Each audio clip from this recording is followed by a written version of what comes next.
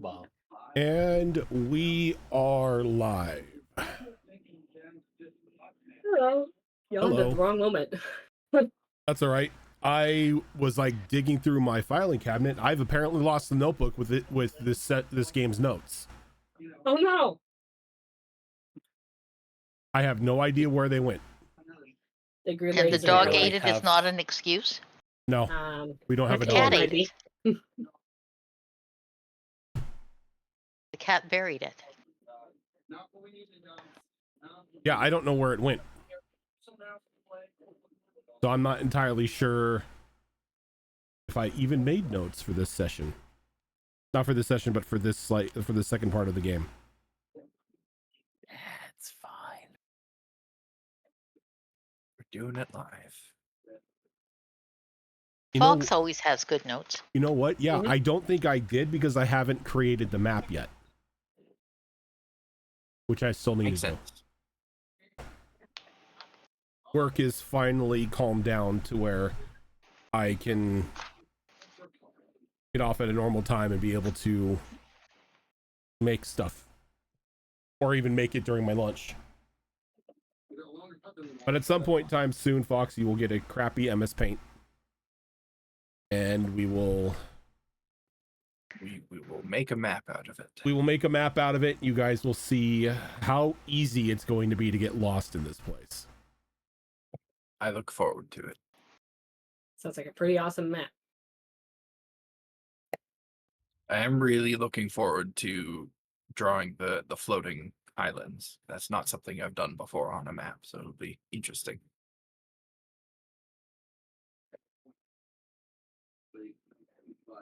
So how are all of you? Hot. Yeah. Thankfully, Really not pleased too that our toasty. air conditioning is working. Yeah, if we didn't have air conditioning, I would be a puddle on the floor right now. Got a new job at work and now I have to walk upstairs every day. I went 5 years without having to deal with stairs. I don't like them. My knee doesn't like them.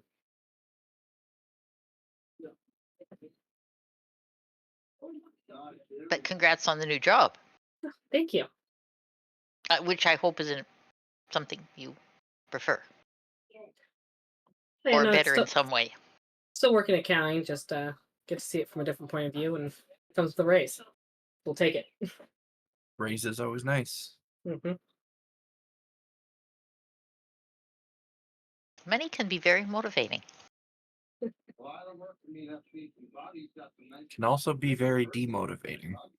Who's got a TV That's true. going? Is it coming through my mic? I think so. I'll go make him turn it down. We don't. So I do have one question, Fox.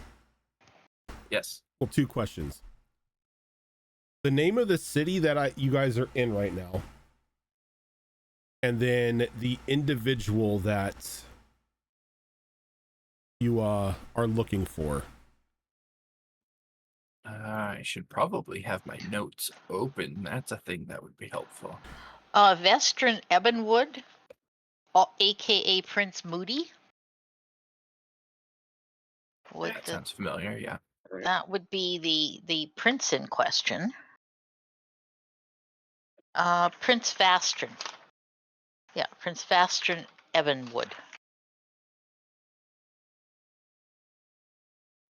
And then we are in Minstron's Gate, I believe. We just arrived at the Gnarled Tower, which is a collective of magical practitioners and shop owners. That's right. Okay. Thank you. I just needed to get something written down in the book so I knew where you guys were at. Because it's like, I remember Wood's Edge, but you guys ain't Wood's Edge anymore. Yeah, and we are staying at an inn called the Sprawling Griffin. Yep. With Vega, who is an elf, as the owner manager all around. Yep. Niles booty call. Yeah, that too. Yes. Yeah, now you're remembering. Yes, yes. Yeah, we just finished speaking with Anders, the halfling guy, and his wargs, I believe they were, at the doghouse. I don't Was think that Anders was a Anders? half- No, that was someone else. So Anders sorry. was making us close. Mad Bark was at the one with the Mad dogs. Bark. That's right. Yes. Mad Bark, yep. Doghouse was Mad, his. Mad yeah, Bark. Yeah, yeah. Okay.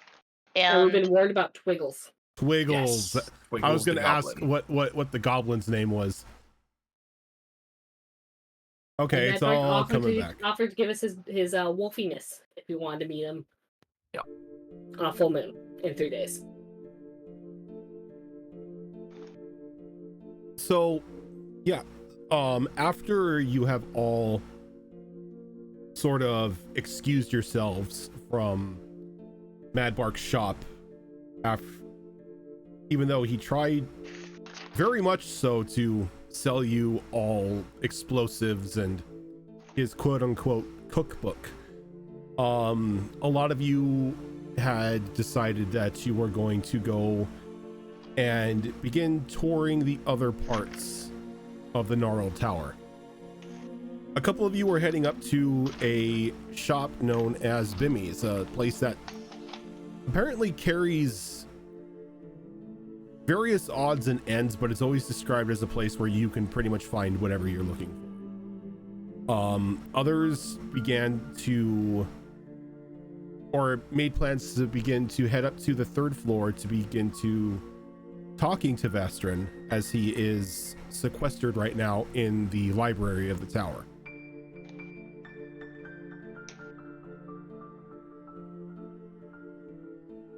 Just a show of hands, who was going to Bimmy's? I think it was them too, because I think I'm heading up to the 3rd floor for the magic shop. I think so. Yeah. Okay. I mean, look, I'm going wherever I can get all sorts of stuff. I need a lot of things, so you know what? Yes. I was doing something. This is amazing.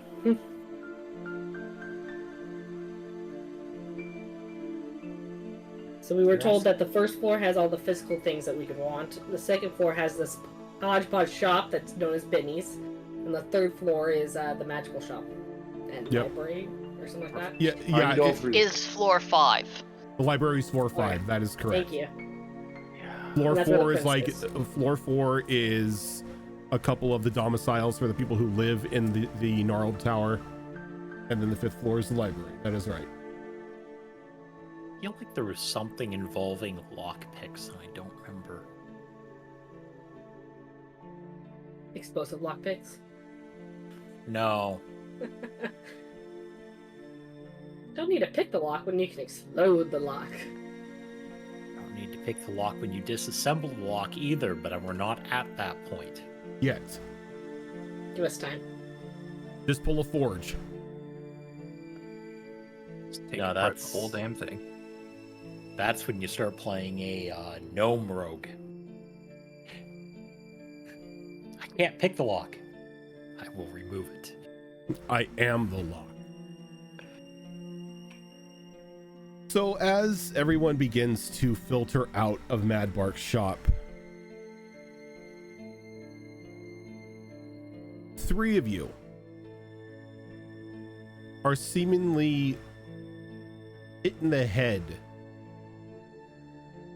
with a heavy-ish object. For Snowflake, Laura, and Grim. Oh god. As something weighted kind of hits you in the head, and then there's a pop. And like just little showers of confetti sort of rain about you. And stuck to your head is a card. Now, seeing as the 3 of you, you know, had birthdays, we need to do some deck of many things draws. It's the deck of way too many things. I love it. So whomever wants to go first. Why don't we go in order of birthdays? So I can go me, Siva, and then Tilt. There we go. Works let's for do me. that. All right, so Gilly, what deck do you want? Pulled from 3 a couple times. Let's go 2 this time. Deck 2. Okay, you got 22 cards. All right. Let's do the 16th card from the top.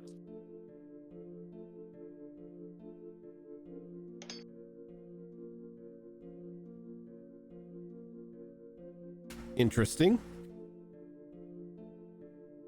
I have not seen this card yet.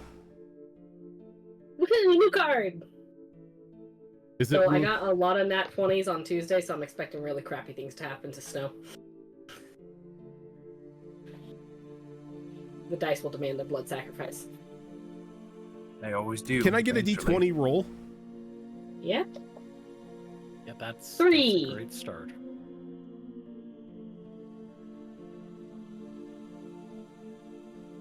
Can I get a 1D10? 3. 3. Hey, this is the number of the day. So I have a very important question. Okay. How old is Snowflake? Well, I actually have that written down. Hang on. I don't have it written down. Oh, let's see. Okay, I don't have it written down, but we can map this out fast. Let's see. When do tabaxis reach adulthood? I think it's around the same time humans do, isn't it? I think so. I think they have So- human lifespans. Yeah. So if we add 5 years for her service, she would be 23. 23.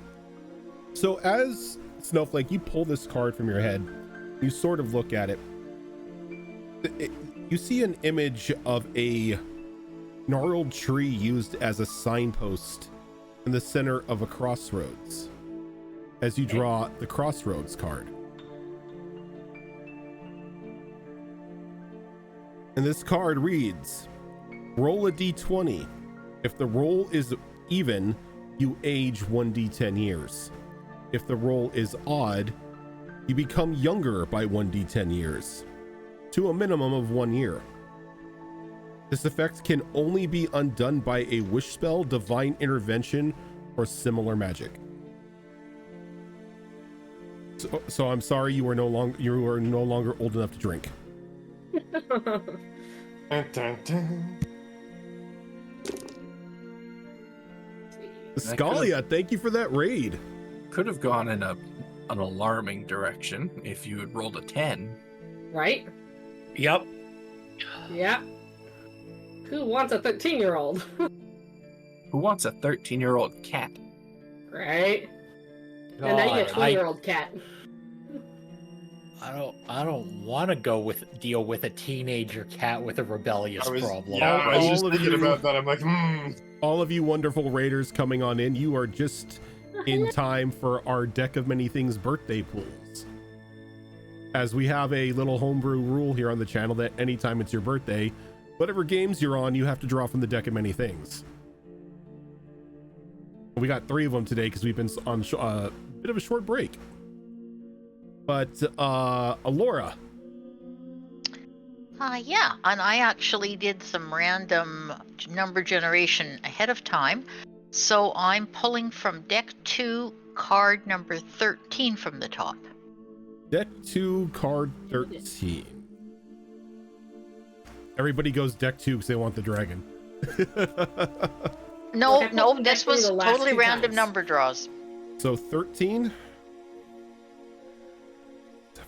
9, 10, 11, 12, 14. Okay. Another first time card on the show. Or I should say on the channel. Laura, you sort of look over at Snowflake as she pulls the card from her head and looks at it, and then you can see just a slight reversal of age on her. Nothing too extreme or anything, and you begin to get a little bit worried as to what these cards may entail, as if like it could possibly be a trick from Twiggle. But you pull the card off your head and you look at it, and it's an image of a rather focused mage holding a staff crackling with electricity as you draw the mage card. For the mage card, your intelligence score increases by 2, or a maximum of up to a maximum of 22.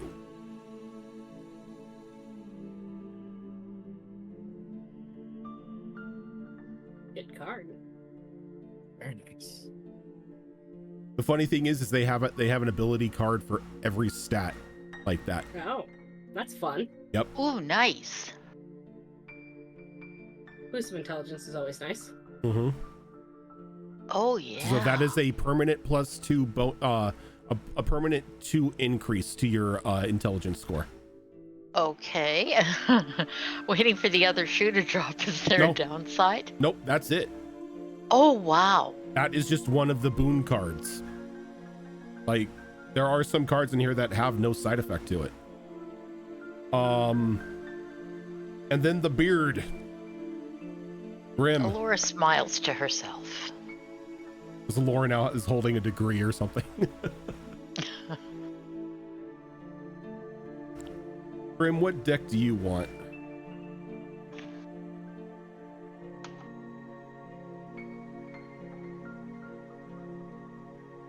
Tilt here.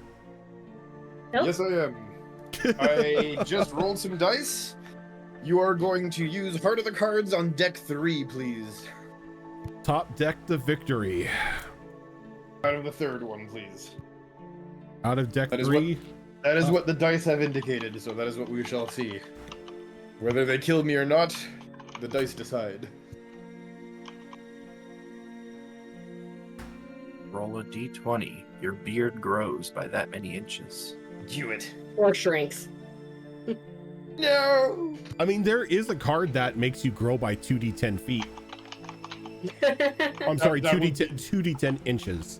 That would be funny having just this, like, massively oversized dwarf, but, you know. It would be.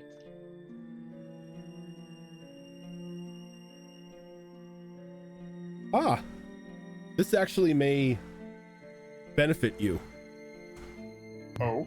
So, pulling the card off your head, seeing that like both of these have had some sort of a magical effect on your companions, you pull the card off and you look at it, and it's of a dwarven woman in scale mail holding a 2-handed flanged mace as you draw the priest card. Fitting for a cleric. Your wisdom score increases by 2 up to a maximum of 22. Oh, nice. Nice. Ooh, excellent for a cleric.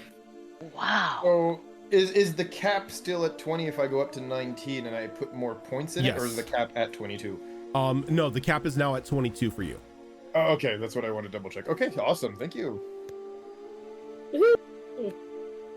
Yeah, that worked perfectly. But yes, those are the birthday draws.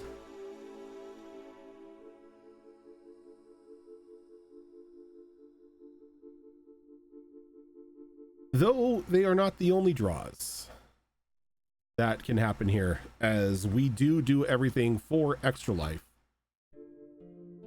And any $100 donation that is sent in for Extra Life allows you to dictate which one of these wonderful players has to draw from the deck of many things. Plus, you get a free raccoon dice bag, which I believe somebody has to show off on screen. Somebody have one handy? I do have it Yeah. right here. Give me a minute. I'll bring the camera around. Here we go. There we go. Go. Voila. And those wonderful dice bags have been made by Siva. And they hold an enormous amount of dice, up to like 16 sets of dice. I probably have like 6 sets in here plus a ginormous dice, and I'm not even halfway full. Like, I have this thing sitting in here. They are very sturdy dice bags as well. Wonderful crafted shit. Thank you. They're sturdy And too. they're don't fuzzy. break They're down. sort of like fuzzy blue suede too. Yeah, And but I've had this for a couple years the now. logo's embroidered, not stamped. I've had this for a couple years now, and it still looks as good as the day I got it. Mhm. And it gets used. But as you pull those cards off your head and you feel that change, the cards sort of fade from your hands. Nowhere to be seen, now just covered in like the remnants of paper confetti. Looks like it was just cut out of like just random squares of cardstock.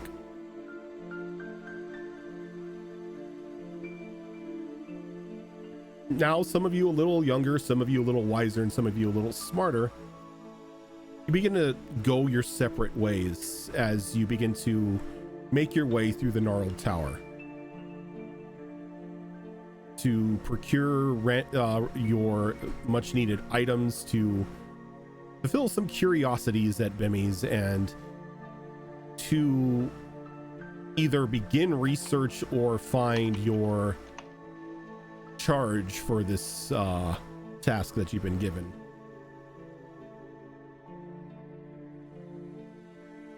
But the three of you, maybe four,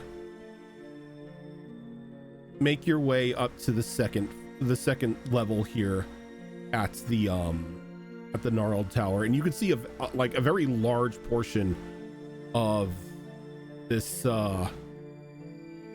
section of this old tree has now been dedicated to one specific shop, almost covering a full semicircle on one side.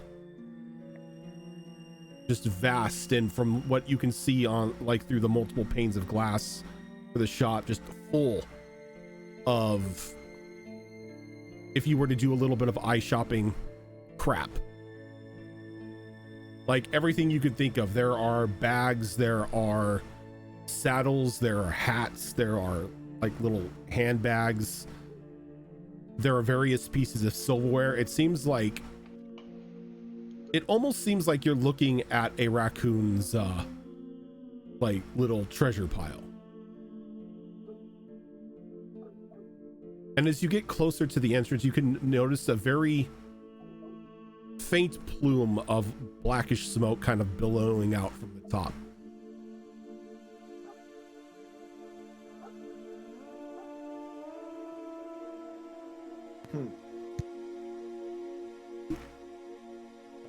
No, if I didn't need paper so bad, I would look around in here. I'll have to come back.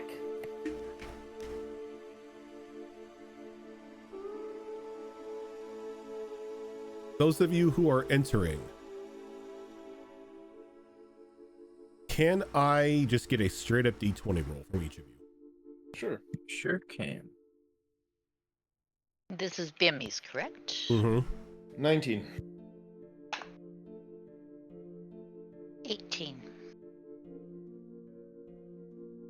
This die is going in the trash. It rolled a 1.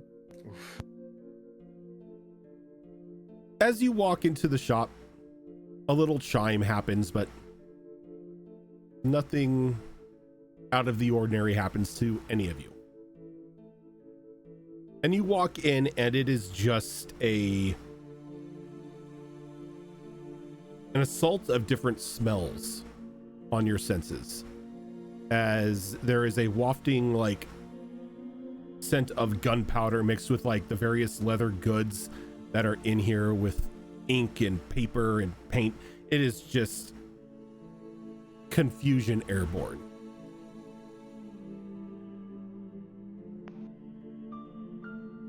But as that confusion starts to overwhelm you for a moment, the shop in front of you begins to take a different shape. As before, as you just saw these piles of goods and everything strewn about, everything slowly starts to come together in little more organized rows, organized piles, organized hooked clothing, bags, everything looks like it's where it should be. Amelie, thank you for that $25 donation. Would you like to give an auto success to a player or to the DM? Probably go to the Extra Life website so I can see any messages that are left here.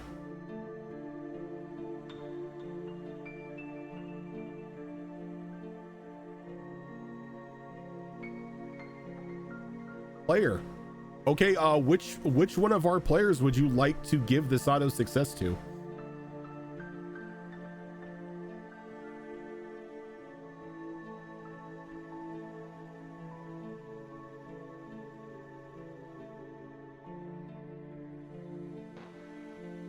All right, Callista, you've got an auto success. Yes, a rogue with an auto success. What can go wrong with this? Absolutely nothing. This seems perfect to me. Yeah, that's gonna be great. Good times. And again, thank you very much for the extra life donation. You guys are absolutely amazing. And as everything sort of comes together inside the shop, you can see over on a small counter a large, well, not really on the counter, but behind it, a large cylindrical tube that goes from floor to ceiling, covered, or not covered, but full of this bright, like turquoise colored liquid.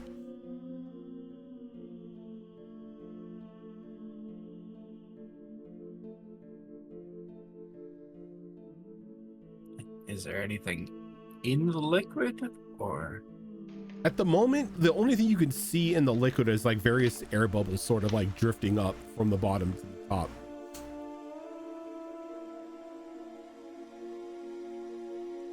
I want to go over to it and see if it is just like a tank, a floor to ceiling tank, or if it's like a tube that actually goes through the floor and through the ceiling. Okay. Go ahead and give me an investigation roll.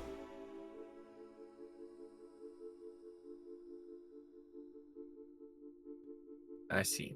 I see how it is. It's going to be one of these days. That's going to be a 3.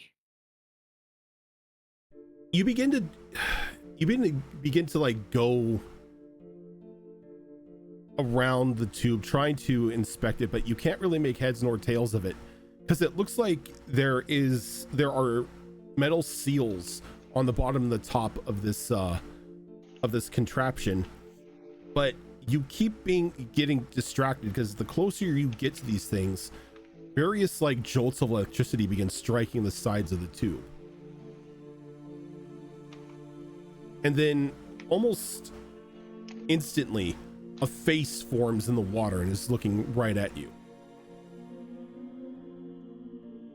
And then it slowly forms into like just an outline of a floating bald head,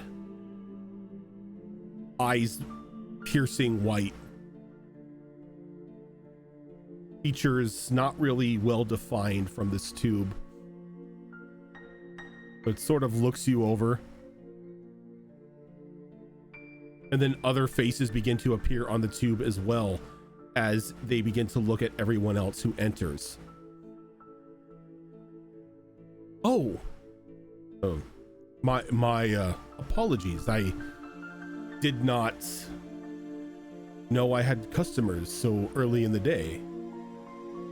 And new customers at that. Are you the proprietor of this place?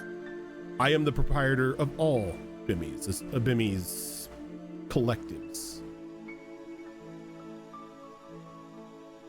What an interesting place you've got.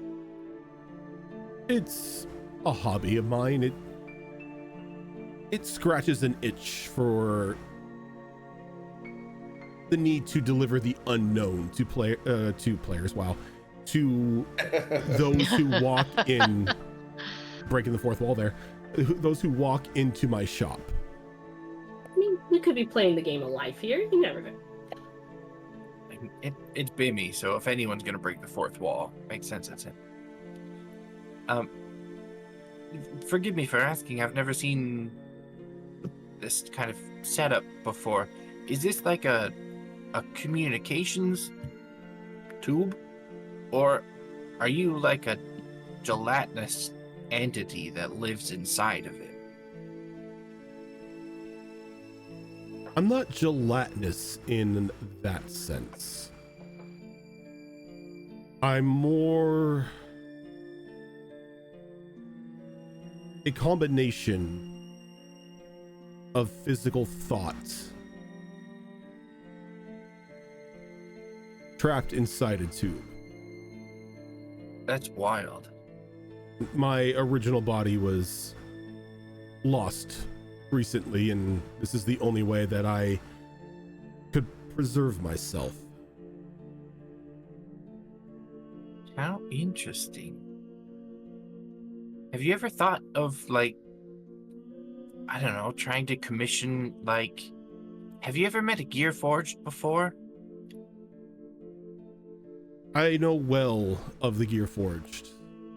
Yeah, you could, like, get someone to make a gear forged body, but, like, inside of it has space for your tube, and then you could, like, put your tube in the body and you can walk around as a mechanical tube person.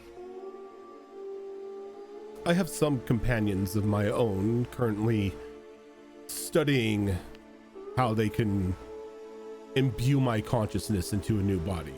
Unfortunately, this liquid cannot be removed from this tube or I cease to exist. Yeah, I could see how that might be concerning when it comes to, like, transferring yourself into things.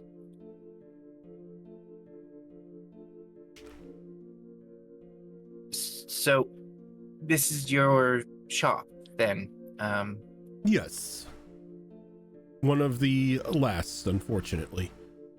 My other simulacrum have shuffled off this coil, unfortunately, and, well, with it, I can only assume that ruffians have looted and pillaged the other establishments around the world. Oh, I'm sorry to hear that. I'm not as sorry as I am to the rest of the world. Bimmies always carries random assortment of items that people bring in. Some are magical, some are not. Some could be highly destructive. Well, highly destructive is kind of our middle name as a group, so I think we're in the right place. I see. And are you in the field for destructive means today? I think we're always on the lookout for anything destructive, but also, you know, useful. I think a lot of us have some money to spend right now. So, and this is all very new and exciting to us. Well, take a look. Peruse at your leisure. Though I will tell you, the shop will respond to you. Whatever you seem to be looking for, it will find you. How interesting. Though, and like the face kind of like gets in like really close. If you're looking for destructive, as you like follow the eyes as it looks over to a small like mannequin bust with a golden chain around its neck and a pitch black stone with a gold end cap. That's as destructive as it comes.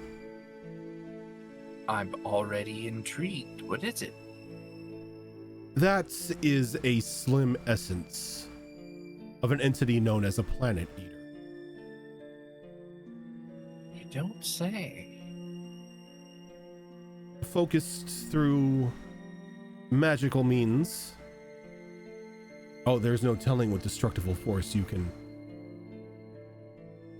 well, put out onto the city or the world or the other planets around us. Can I touch it? Oh, it's completely dormant right now. It needs a little arcane jolt to get any sort of effect out of it. Oh, well, I am good at arcane jolts. I'm going to go over to it and take it off of the bust that it's on and just kind of like hold it up on myself like I'm looking in a mirror type of thing. And it's very cool to the touch. I'm definitely intrigued by this. But you feel a little bit empty holding it. Almost as if whatever is sealed in this necklace is begging you for any form of magic you can give it.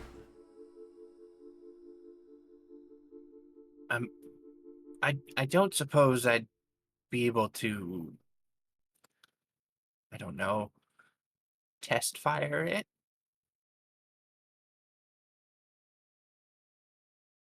And as you say test fire, a door forms right next to you. Not even attached to a wall or anything, just a door frame with a door. Step on through here. And as the door opens, you just see probably a good 50 by 50 room. Completely gray. Couple measuring lines along the wall and the floor. Small pocket dimension. Walk in. Oh, now that's nice. Test fire the weapons as you please. Though, I must let everyone know here, as the Wizards of the Gnarl Tree well know, Bimmies is not responsible for any death, decapitation, dismemberment, erasing from history, anything of the sorts. Anyone here who is willing to test fire an item is test firing it under their own power. Okay, well, I mean, you know, given our current state of existence, I think I'm willing to take on that risk as I step through the door. Okay. And as you step through the door, you can almost feel the necklace like instructing you to put it on. And I do. And as you do, the gold cap underneath the stone begins to like vibrate excitedly as it can feel like the magic inside of you.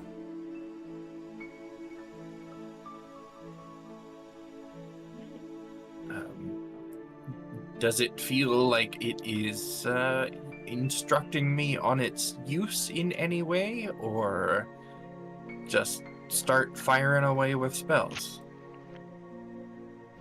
Give me an insight check. I can do that. Oh, yes, I can do that. That's more like it. 23. 23. It wants power. It wants oomph. It doesn't want prestidigitation or anything like that. It wants physical spells. Your lightning bolts, your fireballs, your call lightning, things that cause destruction. Well, if we're gonna go in, let's go all in. I'm gonna pump some apocalypse magic into this. Okay. By casting the magma spray spell into it, which is, I mean, we're only level 4, so it may not be that impressive, but it is one of the more powerful spells that I have. A 5 foot diameter, 5 foot tall cylindrical fountain of magma. I just love that noise or that sound. That's a Kyo spell. It's a Kyo spell. It's great. And the nice thing about this too is if you kill someone with it, they just turn to ash. There's no reviving them. There's no bringing them back. They're just gone. And you cast this at which level? This is second level. Second level. Is all I have available to me at the moment. You sit there and you focus, drawing in the apocalyptic energy for this spell. And as you do, you kind of feel embraced by something. Can I get a D20 from you? You can. That's gonna be almost right down the middle with an 11. Okay. So as you pull in this apocalyptic energy, the necklace almost begins to sing as a bit of your power is pulled out into the necklace. And then you just feel this surge of power rip towards you as you release the magma spray. And as you release it, it's a bit bigger than it should be. It's a bit more wild. As you cast this, it's almost doubled in size. And you feel you can push it.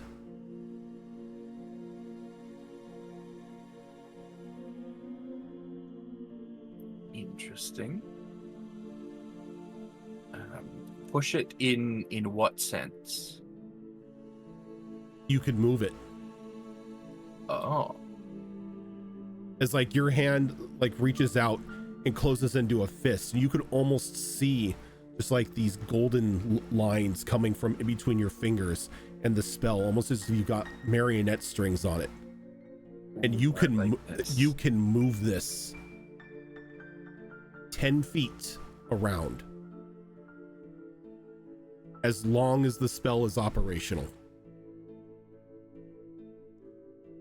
I like this a lot.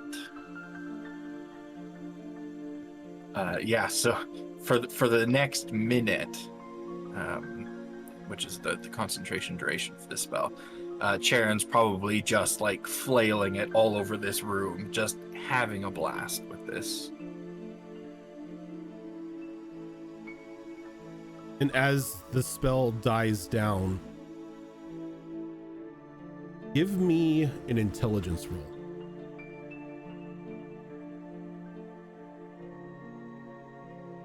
Oh, no, I'm sorry, a charisma roll, because that's your spellcasting modifier. Okay, good. That is going to be an 18. An 18? As you pull, or as that magic dies down, you feel the arcane magic that you had used to like expel from your body to cast that return to you, as the spell slot is not used.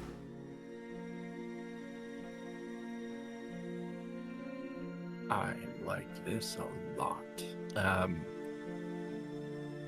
After the moment of just pure awe, And you can just feel passes over her. yourself just crackling with power. Like you feel as if you can take on giants, that you can take on your worst enemy without an issue. Ego and self-assuredness now just flowing through Charon. And she just kind of like does a giddy little dance in place after that feeling washes over her, and she comes bursting back through the door into the shop and just loudly exclaims, "I'll take it." And you just see just a very pleased smile on the face in the tube. Oh, I'm glad I found her a home. It's been quite some time. This necklace is never coming off of me. Oh, that is one thing I need to tell you. She's very picky on who can use her. She, does she have like a name or anything? Because If she has felt a name, connection. if she has a name, I don't know it. She has spoken very little to me since I acquired her. Well, hopefully I can hear her voice soon, because we definitely had a moment in there. It was incredible. We are going to do great things.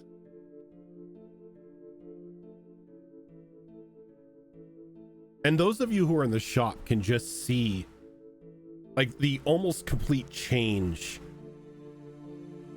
in personality with Charon. Just visibly excited, like showing just a lot of emotion.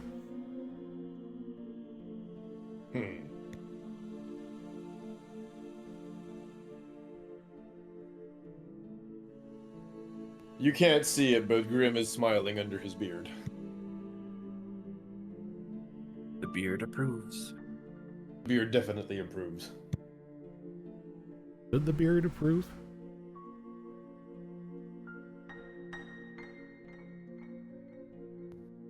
Fox, from now on, not this was like a little freebie taste, but from now on, I want you to record the level of spells that you cast when you use the necklace as a focus. Okay, I can do that. I will say now that only offensive spells and destructive spells can be used through this necklace. Protection spells, identify, prestidigitation, anything that doesn't cause any sort of physical damage cannot be used. Well, we're a good match then, because 95% of Charon's arsenal is just destruction. Fitting for who she is. I thought so.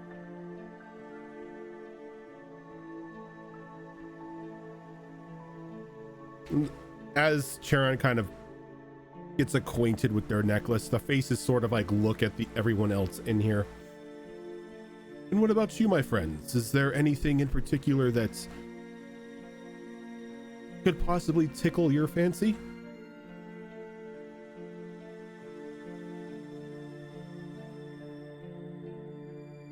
Well, if nobody else is gonna go, I do have an idea. Go for it. But let's be real, my ideas are often bad ones, so just have Grim step forward. Have you met this group? I don't think good decisions in our name. True. And Grim will look at the odd, I guess you could say, shopkeeper, as far as he's concerned anyway, and mumble something under his beard that would come to the equivalent of him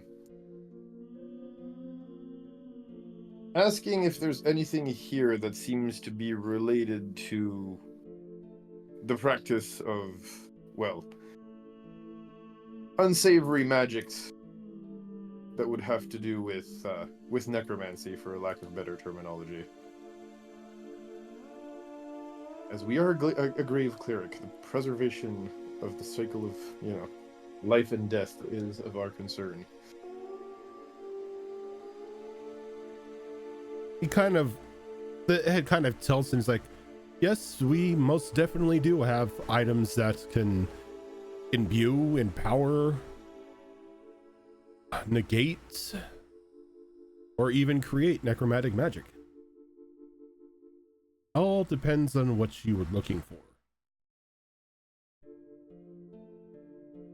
Hearing that there's such a wide selection, this is player for I didn't think I would get this far.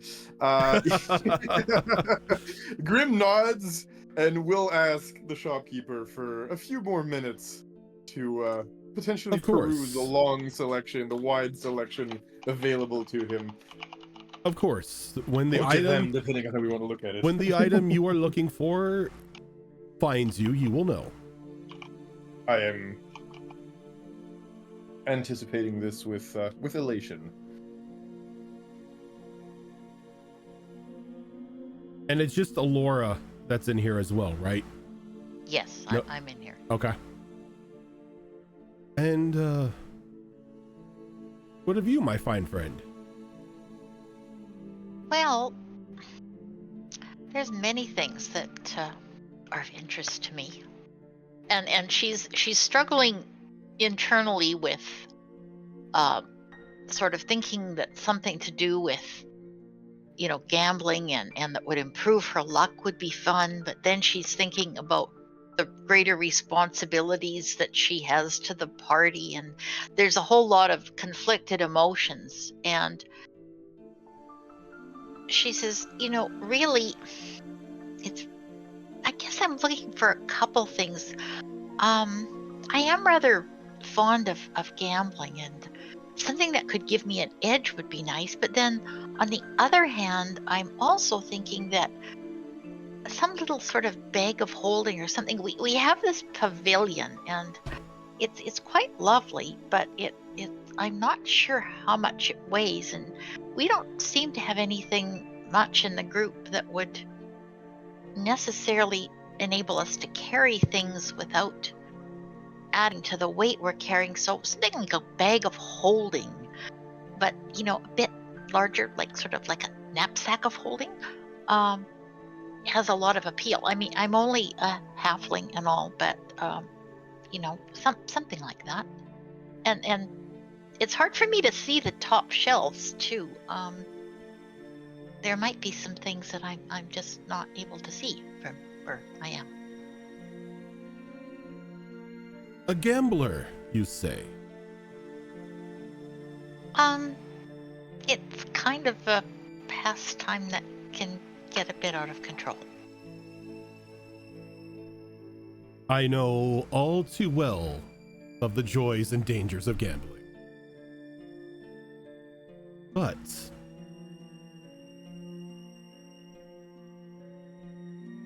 if you're looking for an edge I can give you. Well, you know, like it's not, unfortunately, like one kind of gambling, like it's sort of, you know, a wager, you know, opportunities to Oh, I fully turn know. a few coins here and there. Or, well, that can be done with any normal deck of playing cards. You just have to be fortuitous in that matter. No, what I'm talking about is gambling with life. Gambling with existence.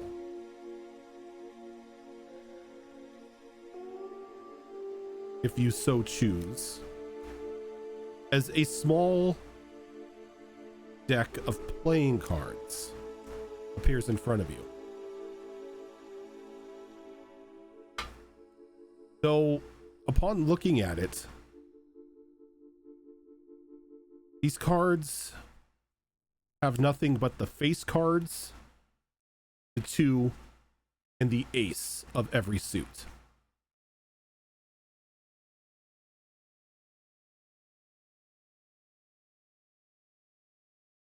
Alora picks up the cards to look at them more closely. Now, these cards can give you a little oomph when you need them, or they can give you, well, quite the opposite. Now, this isn't extremely dangerous. The effects are not permanent. They tend to only last for up to an hour. The good ones, anyway.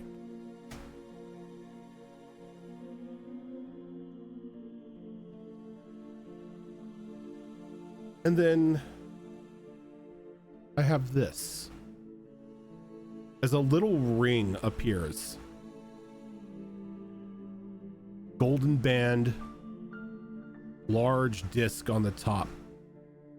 Looking at it closer is a roulette wheel.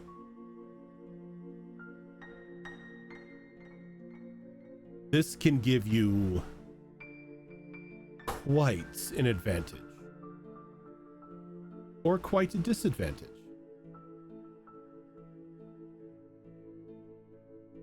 If you are as big of a gambler as you say, this is the ultimate gambler's item.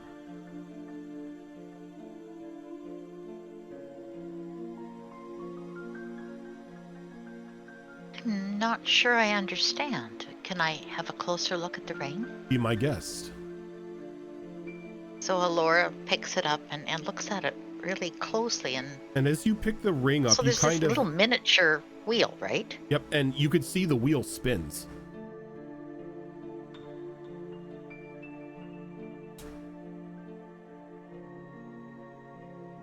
As you pick the ring up, you get like instant information delivered to you as to what this ring does. In a game sense, this ring will either empower or weaken your dice effects.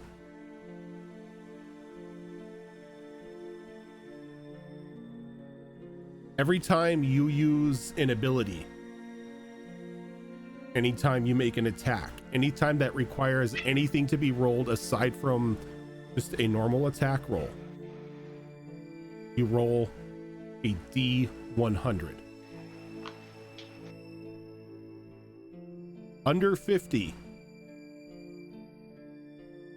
your dice reverse. Meaning if you roll say you roll a D6, it hits a 6, you are forced to re-roll it. You cannot get the max number.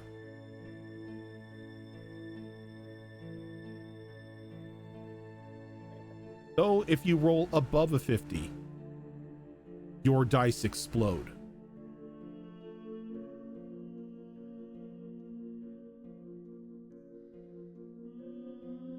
On top of that, every time you spin this little roulette wheel,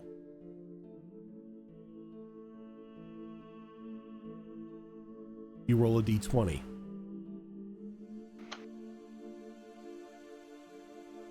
Any roll that is not a 1 or a 20, you lose 100 gold, as it requires 100 gold to use. You roll a 1, you lose all wealth and can no longer use the ring. You roll a 20, you double whatever currency you're currently carrying.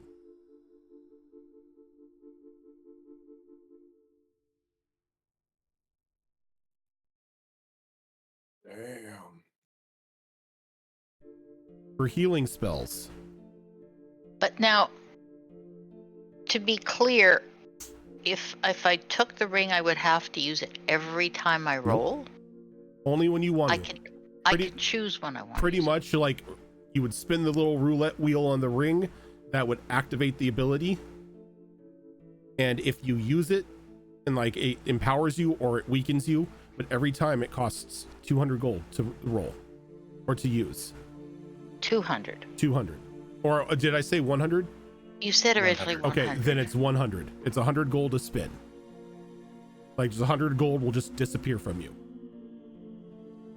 Oh.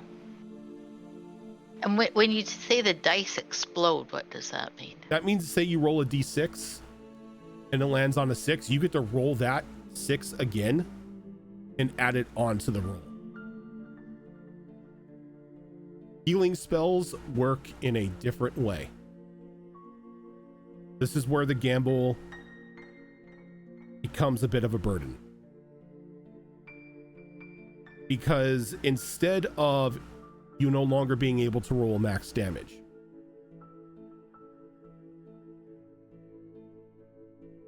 whatever you roll will have the adverse effect on the person you are targeting for the healing. Meaning you cast Cure Wounds on somebody and you spin that roulette wheel hoping to get a little more empowerment to give him more HP. It's going to take that much HP from them. So cure wounds become inflict wounds then. Yep. The opposite will happen if you roll low.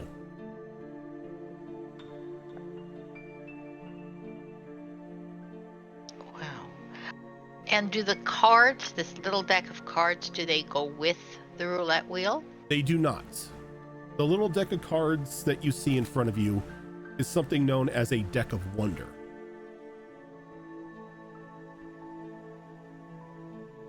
A distant cousin to the deck of many things. These cards will give you a boon or a bane, some acting instantly, others over time, but with enough variation that it should please any gambling sort. Though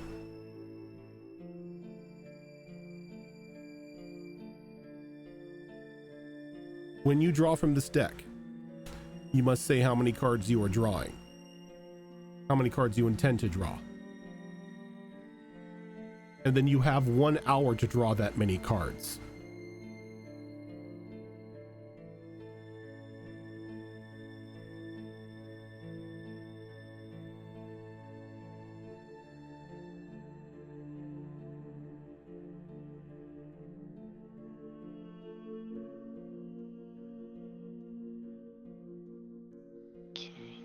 He goes, and then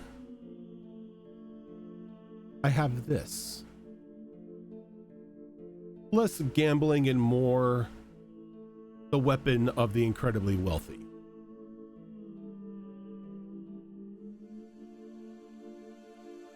As right in front of you is a singular gold coin.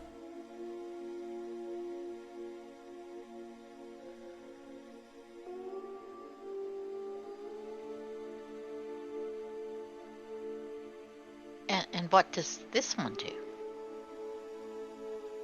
You would have to take hold of it to find out.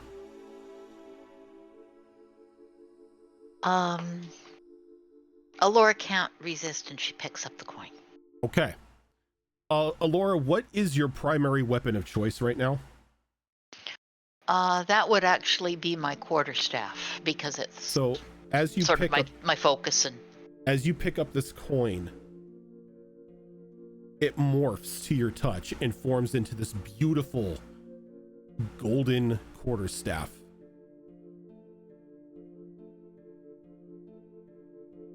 Soft and smooth to the touch. 100% gold. does it look like the staff I have with all the little animals and everything on it? No, this is just, this is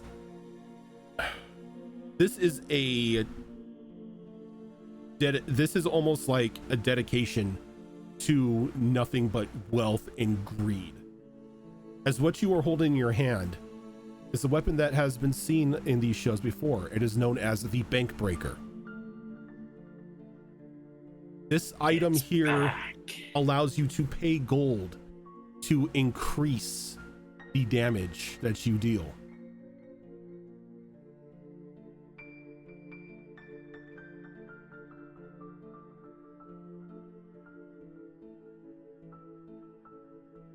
Though you must pay gold every time you use it. Hit or miss, that gold is consumed. For you magic users, it can increase the oomph of your spells as well.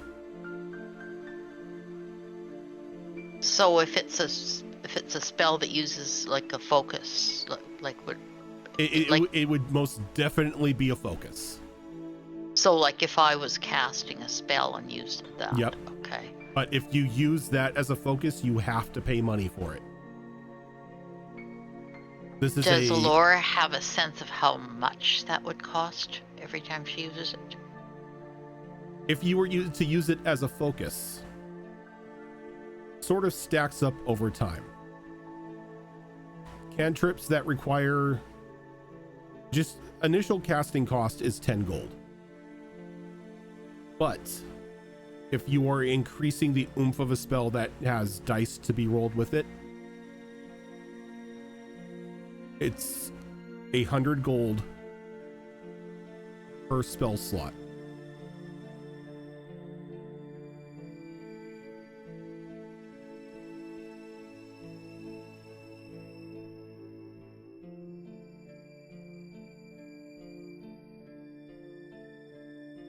But with this 100 gold, you increase the dice level by 1. Meaning a D6 becomes a D8. A D8 becomes a D10, a D12 becomes, or a D10 becomes a D12.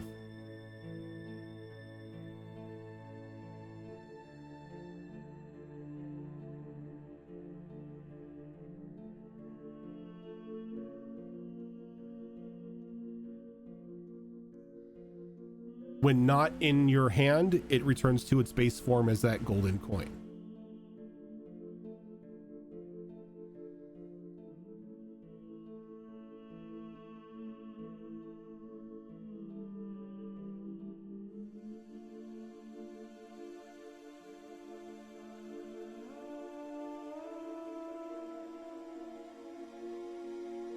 Alora looks at all of these things and says, with a name like Bankbreaker, what kind of cost is there attached to this weapon to buy it? It is... My prices are fair. I normally ask only 100 gold for any item you purchase, though due to the potential power that one may walk out of the store with, I limit purchases to 1 per customer per year, as to not create the next overlord who would try to overthrow the Isles or the world itself. We've had way too many of those. Would you take a gem in trade? Is the gem equivalent to 100 gold? I have some gems that are valued at a little more than that. Well, then I would take the gem and offer you change. All right. Well, I'll wait till the others have decided what they wish, and I'll ponder these ideas. Very or these well. options. Thank you.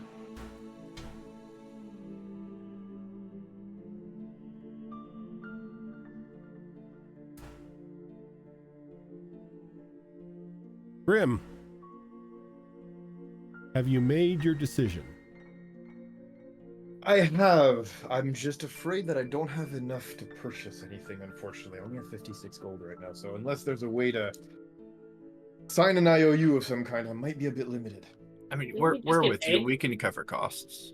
But didn't we? I have a note here that I've got gems, 16 gems valued at 250 gold each. Now, how did I come by those? The last You're deck right. of many things pull. Yes, you're pulled. Oh, I pulled that. Okay, so actually, Well, we one also of got my a bunch of outside Actually, delivery I free. pulled it Yes. and I split it, except I kept a little extra.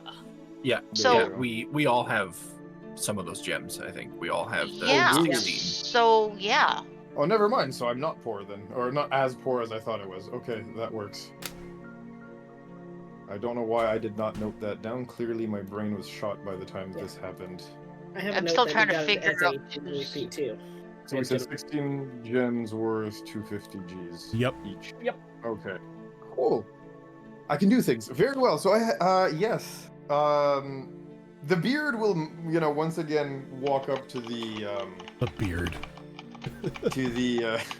once more to the vendor here, and mumble something under its breath. We all know that the Dragar is just a host attached to the beard. The beard is the one in control. Symbiotic relationship. Exactly. It drives me where I need to be. I sustain it. It's like if Venom was a lumberjack. Why does that oddly make sense? Yeah, I mean, with the body type Venom has, I mean, that yeah. Anyway, moving on. Rojan, you kill me sometimes. Yeah. So actually here, funny enough,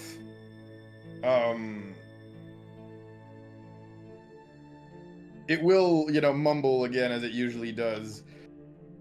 As you'll hear Grim say something along the lines of, well, is there any item here that would actually help me simply... Well, I'm a Grave Domain Cleric. I'd like to know if there's any way here that I could have an item that would help me fuel my necromancy spells using my own life force instead of, say, gemstones or mundane items. Or something similar to that, that would affect As he nods, the fueling of my spells. you are not the only one to request such a thing, and just as coincidence, I happen to have something that may assist you. But we are going, before we find out what that is, we are going to take a quick break because I need to find my cat. So we will be right back. All right. dear. Cliffhanger time. See y'all in a bit.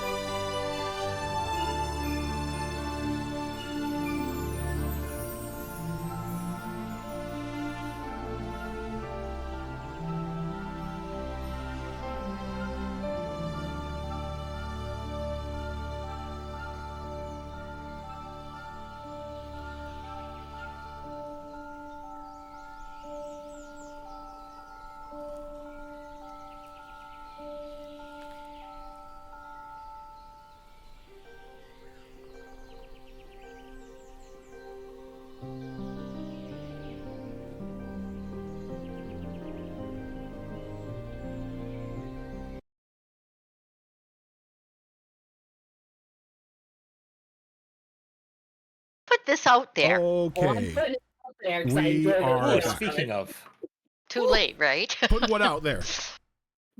Rogan, Nope. That's mentioned evil, but something it's staying in about chat. a deck of many things, but someone lays it out as a poker game. Someone's dying tonight. I'm like, what about a wandering person, just wandering devil or something that just lays out a poker game for random people and say, do you want to gamble with your life? Funny enough, there is a deck that does that. Why are we not surprised? You think But you, yeah. you think there isn't a wandering fey gambler somewhere offering favors for those who beat them in a card game? A devil of some kind. Would Yep. would you like to wager your soul? We found Evie. She was hiding under a bed. good. Rochin, can I, as a player out of character here, get a tiny bit of clarification on that deck of wonder? Yeah. I looked it up during the break. Is what you're offering essentially that deck? Or is it modified? Is a deck out of this. Out of the Book of Many Things. Okay, so it would be kind of as is listed? Yes. Okay, all right. Okay, fantastic. Thank you.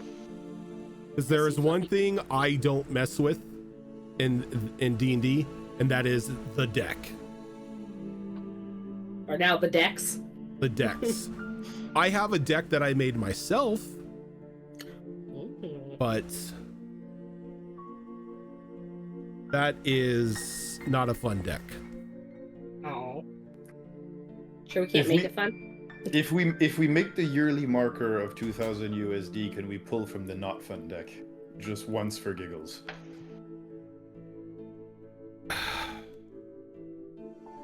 It's not a fun deck. I'll tell you that. Let's put it this way. It summons raid bosses. I mean, No, that sounds like a fun deck. that's what I was about to say. That's the whole point. That sounds like an amazingly fun deck. Like it's a deck that I have been like I hold in like off in a pocket dimension for when situations get out of hand and we need a little bit of order. So it sounds like if we hit the 2000 goal, we make a one-shot based around us pulling from this deck. We hit the 2000 goal. I'll make one of, you know what? We hit the 2000 goal. I'll make one of the creatures appear from in each campaign. Fuck it, sold. Yeah. You guys will unleash the deck of horror. Let's do it. I want to pull from the deck. Sure. You've made it. Let's use it. I want to con some random poor NPC into pulling from the deck. Yes. Why is there Mega Godzilla now rampaging through the town? Bob did it. Bob pulled the Tarask from the deck. And why can I picture Chloe doing this? Yeah. Of all the characters, Chloe's the one that came to mind. So, if you give the players a deck, they will draw from it. Yes, that is correct. Mhm. And what's that? Deck of Many Things makes many appearances in my campaigns because I'm crazy. You're crazy. We're crazy. We enjoy it. At least some of us do. But getting back to Bimmies and your question, Grim, about using your own life force. Now, do you mean as a spell component or as a spell focus or as a means to empower your necromantic spells? I meant as a... So, for example, if I'm in a pinch and I need to cast something and I'm out of a material, would it be allowed for it to pump my HP instead? Or something along those lines. The good thing is for you guys, because I am not a stickler for materials, I don't necessarily make you guys keep track of it unless I'm talking about materials that cost gold. Yes. Specifically, because that I know you tend to be a bit more of a stickler for obvious reasons. Like diamonds and stuff like that. Yeah. Yeah, like so say I need a gemstone that's worth 100 gold. Is there a way I could pay life instead of the gemstone is basically where I'm getting at.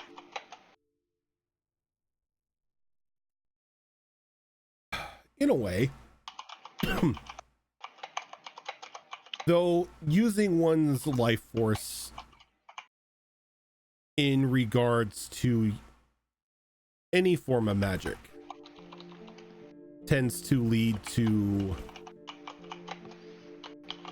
other consequences, either wonderful or disastrous, because you are now tapping into not only the arcane weave, but that of the natural life of the beings on the plane as well.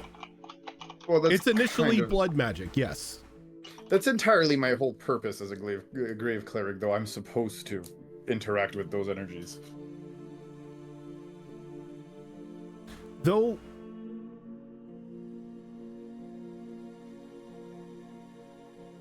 what you see before you is a singular skeletal finger.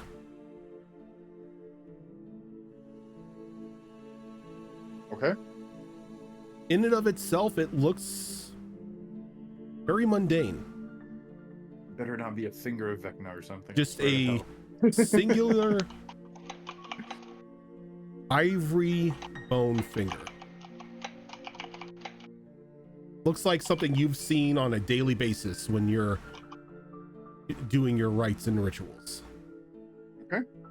Can I inspect it closer in any way, shape, or form? Yes, you can. And because this is Bimmies, you are given a flat out description of what this item will do.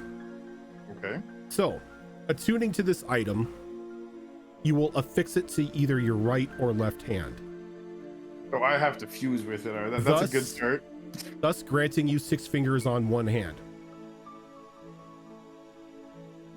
Though, while attached to your person, you are given a bit of a font of necromantic magic to call upon.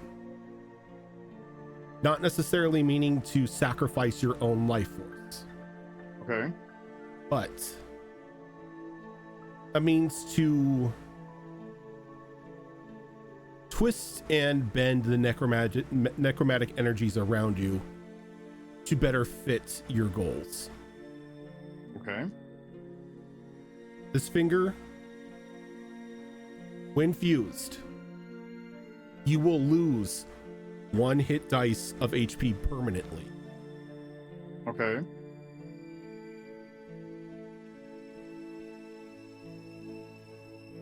Every spell slot that you have will be increased by 1. But that spell slot must be used for necromantic magic. It cannot be used for anything else. Okay.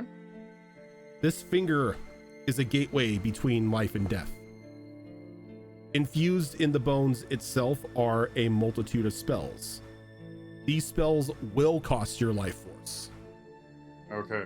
Speak with the dead. I am noting these. Revivify.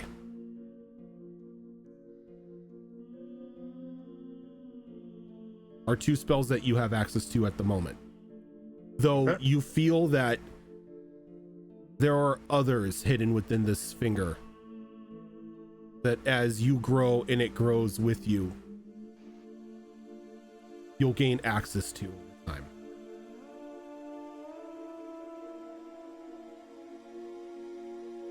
When you cast these spells from your finger, each one of them has 1 use per day.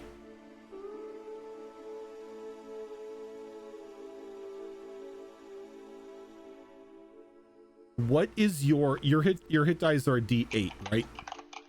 Let me confirm that for you. I'm pretty sure as a cleric they are. Though I did not roll clerics super are a well, D8. so I only have like 27 HP max, but you know what? We like to live dangerously. Yeah, D8s. D8s. And your con modifier is A flat 0. a flat 0. Okay. So lucky enough for you, because your constitution isn't super high, the casting of these spells will cost you 8 HP. Okay. Revivify does not require any other material components if you cast it from this finger. Okay.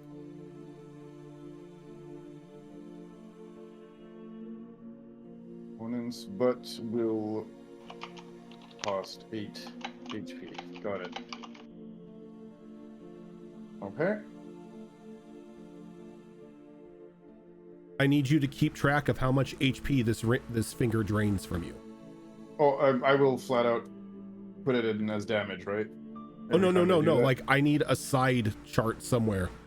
Totaling up. How much total it has. Yeah, that has drained from you. Yes. Got you. Oh, HP drain. Because something else is sleeping in this finger. And if I feed it will grow as you feed it. I like it. I like it a lot.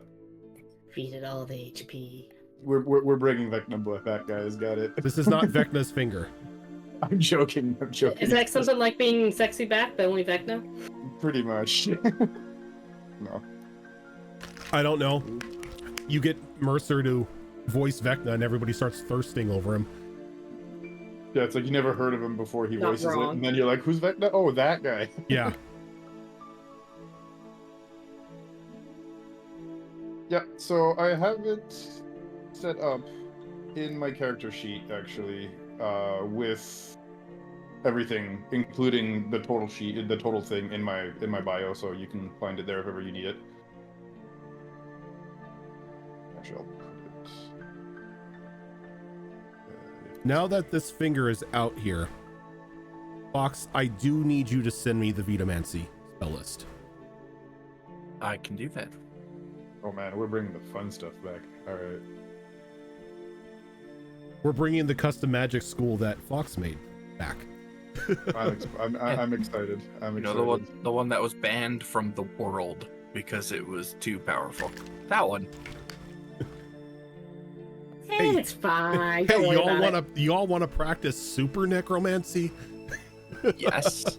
The answer to that question is always yes. I mean. See, now I just need one more thing, and we'll have some fun. You have necromancy, and then you have Vitamancy, which is pretty much turbo necromancy. I'm curious to see it when we get to that point. Okay. Yeah, you know what?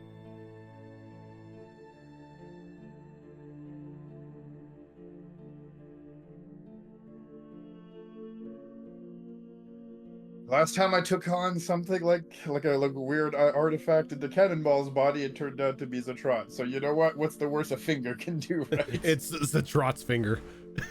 Plot twist. It's still Zatrat. Yeah, damn it. Fine, fuck it. We do it. We ball. Let's go. Okay. I'll 100 hand gold. over- 100 gold gets you this item. I'll hand over one of the 250 gold gems. Okay. So I'm guessing I get a 150 gold back in You get change. 150 back and change.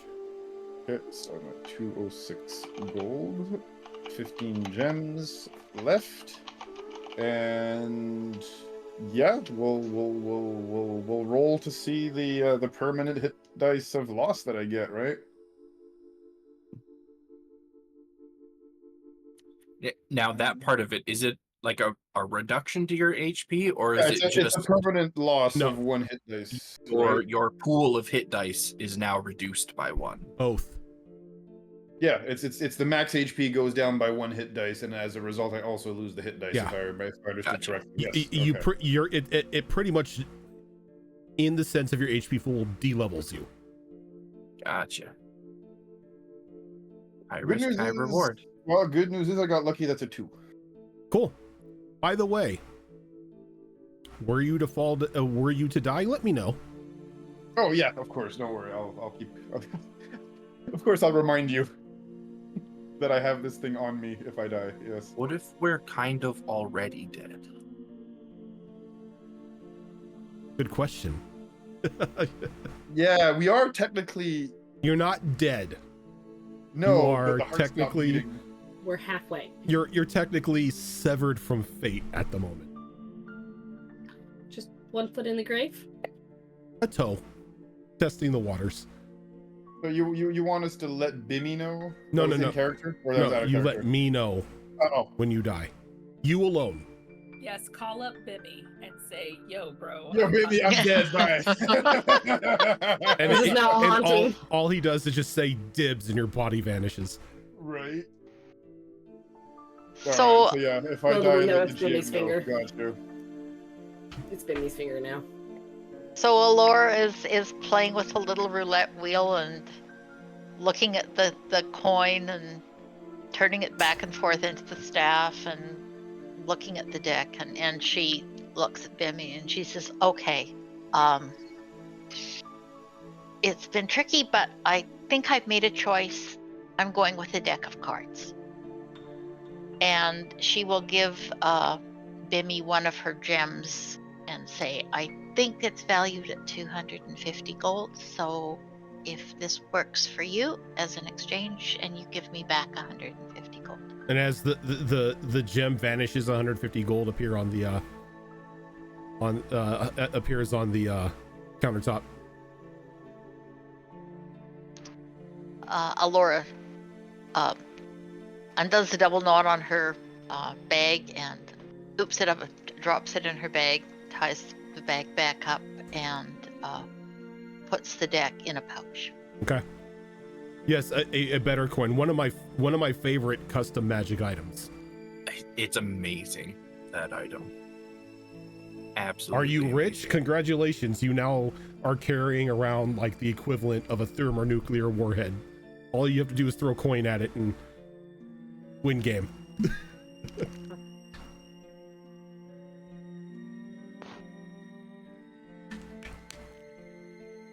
But as those of you who are in Bimmies conclude your shopping,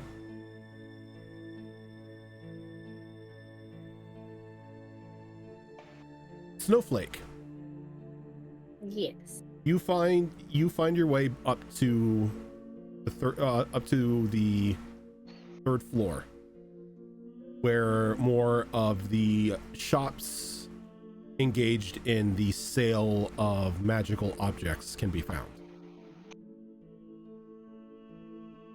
And unlike the second floor where it was just that giant gaudy looking store, there are various shops and stalls set up along this ring of the gnarled tower. Everything ranging from a flying broom salesman, or flying object salesman, I should say, to various apothecaries and potion crafters, and just run-of-the-mill magic shops. Some serving a variety of goods, some very specifically serving one type of item. Cloaks, rings, that sort of thing.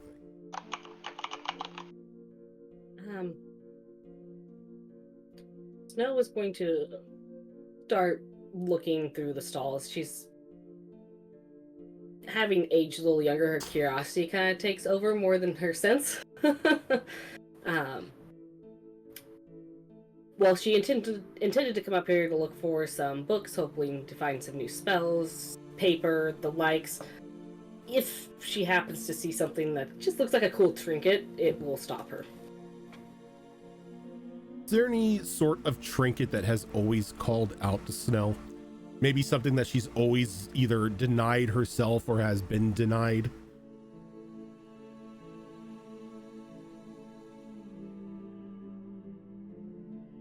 Not that comes off the top of my head. She just a collector of random crap, much like a cat would be. Collector of random crap. No, cats destroy everything. They do not collect. No, they do, but it's usually underneath fridges or underneath couches. That's where they collect. Fair. Fair. She also has a tendency to knock things off tables. So Mhm. if there's something set precariously on the edge, she will probably knock it off. Especially now that she's not as in control of herself as she once was. You de-age 3 years and it's just like chaos. Your intelligence is still Less- the same, but you're just like, fuck everything. It's like, wait, less- what? Impulse is taking Yeah. over. She's a little more impulsive. That's exactly what it is. Not So not as- a ton, just a little. As you're walking through and you're like going through the list of goods that you want to procure while you're up here, a new book, multiple sheets of paper, ink, everything that you need to like start organizing your spell book. The light coming from the top opening of the tree sort of hits just the right angle. A small piece of stained glass that sort of catches your eye. And as you look over, there is this small, multicolored, stained glass butterfly.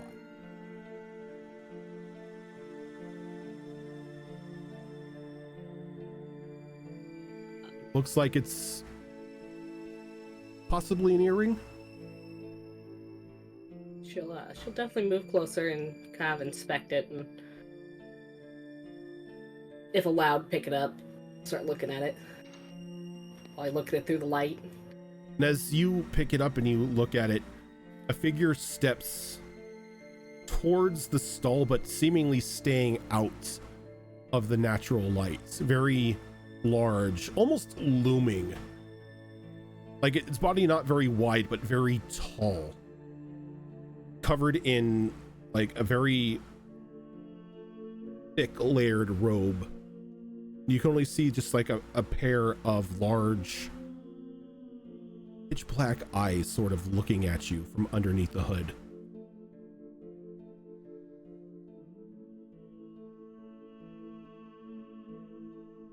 Is this yours? It could be yours. Could be. What is it? Oh, that is a very meticulously crafted butterfly earring, as you can see. Though, if you've ever wanted to live your fairy princess desires, wearing this earring will allow you to summon a pair of beautiful butterfly wings from your back, giving you what many hoped, or not hope but wish for in their childlike years: the ability of natural flight. That sounds very in it. How much are you asking for it? 1,500.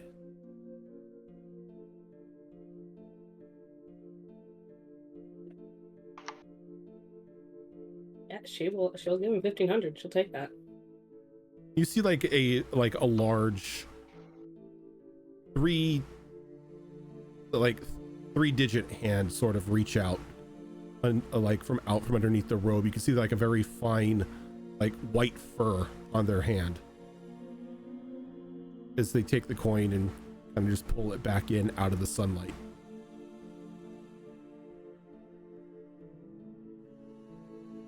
Sort of just drop it down into a box. Thank you very much. She's not going to put it on just yet. She will carry it, though, carefully, and she will spend some time later to identify it. Okay. May the wonder of the twins guide you. But I have not heard that one. What are the twins? As they kind of like point up, the twin celestial bodies that grant us beautiful night. You as well. She'll kind of wander off in search of either more curiosities or the actual papers and spells that she came up here for. Okay. It takes you some time, but you're able to find a stall that does specialize in the sale of new tomes and paper, ink, all the wizard bullshit that you need. Yep.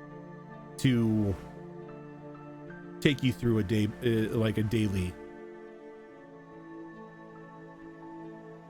So she will, as she finds this place, she'll look she'll pull out her spell book and she'll look down at it and she'll be like, what do you actually take in order to copy spells? Do I need ink for you? And she's talking to the book itself, as it is sentient. I forgot the book was sentient. And the reason she asks is because the way the class is written, it doesn't specify, but it does specify that when you copy spells that you use the quill, and the quill doesn't require ink.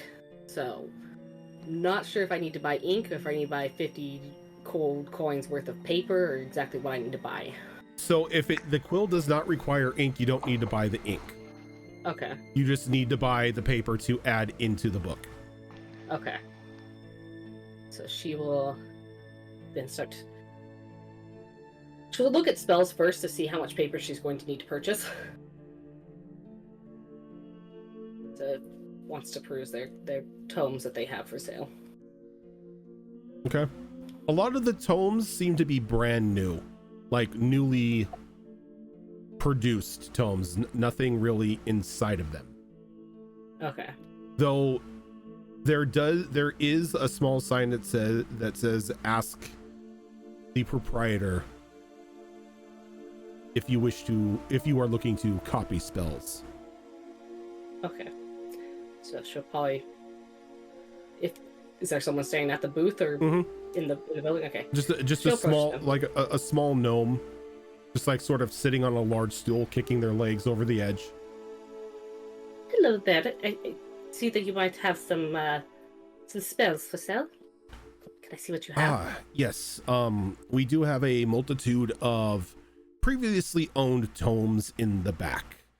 Given the fact that, well, you know, magic and all, you don't want anybody just perusing that out here and reading off an incantation. That's fair.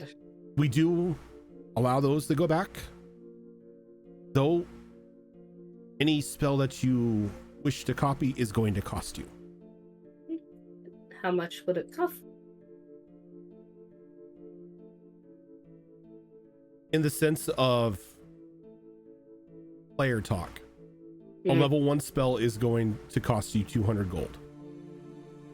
A level 2 spell is going to cost you 400. It's so on and so on. It doubles each time.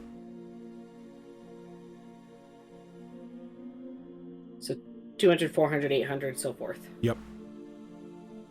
Being a wizard is not cost effective. No, it is not. It never is. Especially this type of wizard.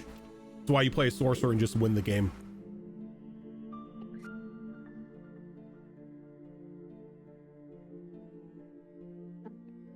Right, and can I go back there to look and see if there's anything I wish to pick up? Yes, of course. There is a 50 gold fee to go back. Very well. Sure. But does that 50 gold go towards the first purchase, or is that? No, that's just for access to the back.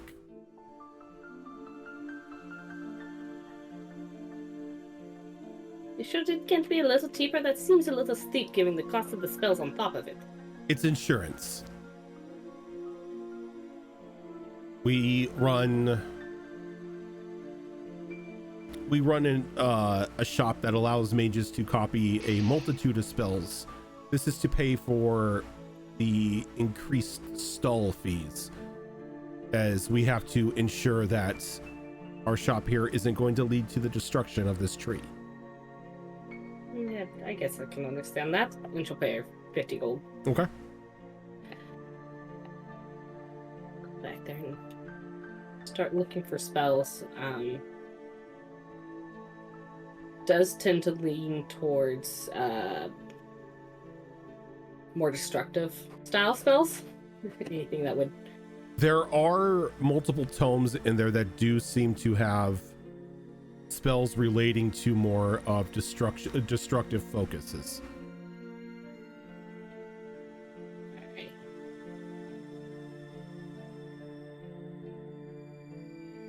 If you wish to copy a spell, like if you have a specific spell in mind, or if you want to peruse the spell list in order for a spell to be copied, let me know. And then we'll just total up how much you're spending and how much time you're spending copying these books. Well, luckily, I copy super fast. Yep. Oh, that's right, because you've got the copy machine. Yep, 2 minutes per spell level. Copy pasta. There we go. Yep.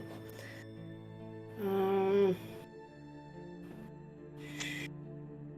I cast level 2 spells? I think I can cast level. You are level 4? I'm only a level 2 wizard. Oh, you're only a level 2 wizard. I think I only get first. Yeah. You have first level. You need level 3. Level, I believe for most spellcasters, level 3 is when you gain access to a second level spell. Could be different for druids, I think. I think all spellcasters are the same with spell access. I'm pretty sure. Unless I'm just blowing out my ass. I think I think you're right. I like unless it's like a specialized thing, then yeah, I think it's the same list all around, just so it gives the game a more balanced approach, and DMs don't have to worry that, you know, oh, this wizard gets this sorcerer gets this. It's just everybody's on the same growth table. Yeah, because I can see how some people would rage if, like, a wizard got access to, you know, level 3 spells at level 5, and then druids are still at level 2. It's like, I think the only ones that level differently are like the paladins, or the people that are like half casters. Which makes sense. Yeah. Rangers, bards, all that fun stuff. Let me look through the first level spells. Because I always forget rangers can cast magic. I think rangers often forget that too. Sorry, I'm going through my list really fast. All good.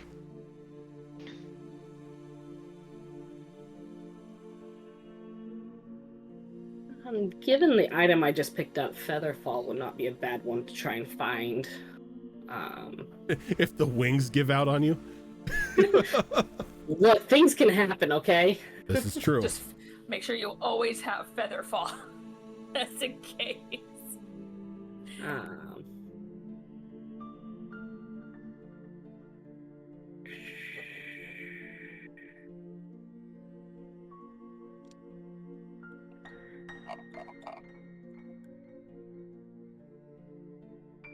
Gotta love shopping episodes.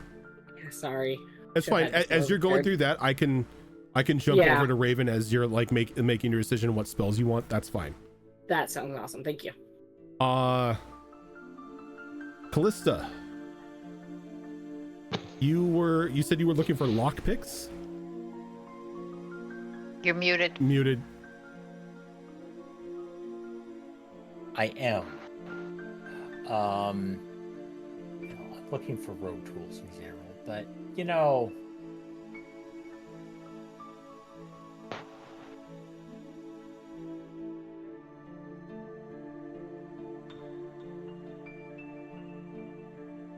yeah, I think that's what we're cruising for.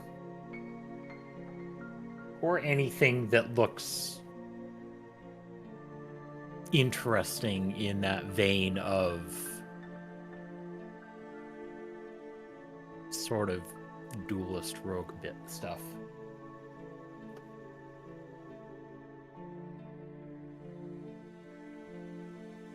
So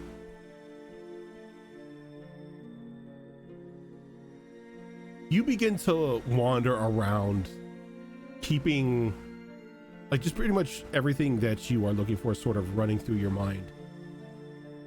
You almost feel like just a call out to you as you are led up to the second floor, staring at that gaudy looking shop. Though you feel as if everything you need is in here.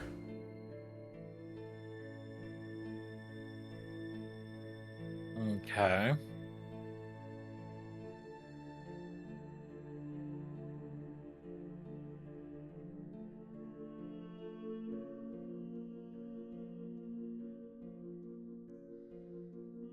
It's up to you if you go in. I don't force anyone to go in. But if you do as go long in, as there's no fee, I will absolutely poke my nose in. okay. So, as you poke your nose in, can I get a d20 roll from you? Yep.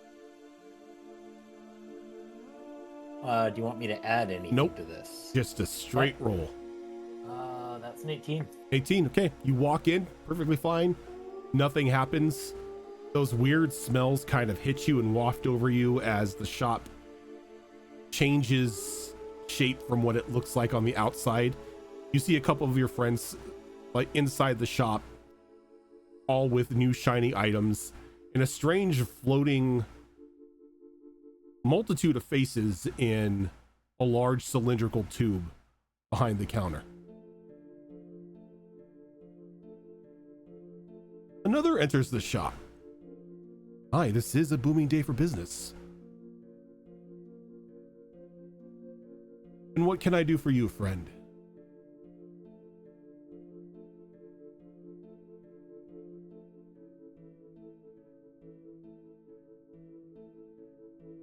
I'm searching for something to make to augment my skills. Your skill. Augment. Are we talking more of a combat focus, more of a outside the locking of blades, or just all around? I mean, combat focus is always good, but and she holds up what looks like a very well used set of lockpicks in a case.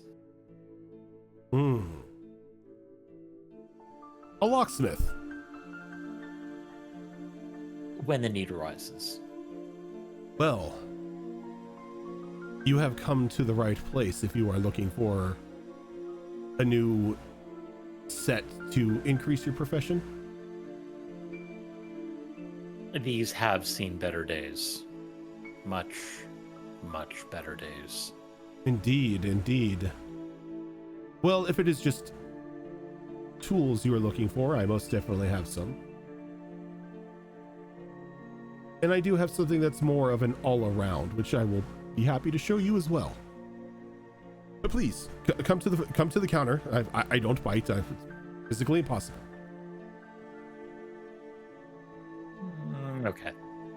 As you walk to the front, and in front of you appears a full, like, set of, like, not black, but modded gray leather armor. Complete with, like, various belts and pouches going across the chest, the arms, the legs.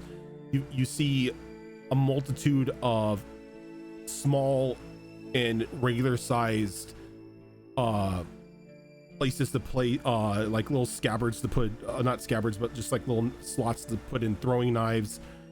A couple of things on the belt to store a multitude of items, or a multitude of weapons. And then next to it is a small rolled up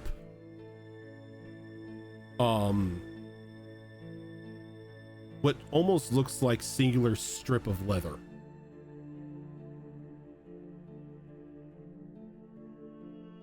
And the leather unfolds, and you can see as it does, this is a fully constructed thief's kit. A pair of what look to be wonderfully crafted picks, a pry bar, even a length of rope, a grappling hook, pretty much everything that, even a glass cutter, pretty much everything that any rogue would need to accomplish any skullduggery task.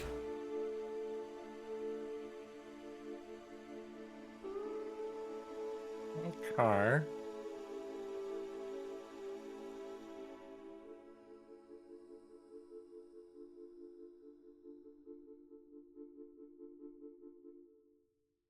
The obvious is look at the the tools first. Yes. So this tools kit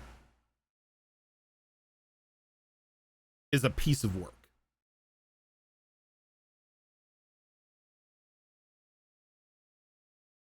Anytime you use these tools, you roll with advantage.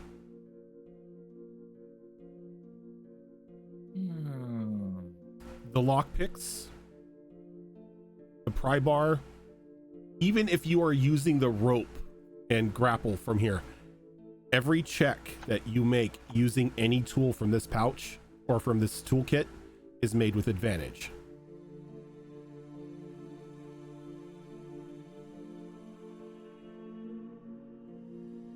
Okay.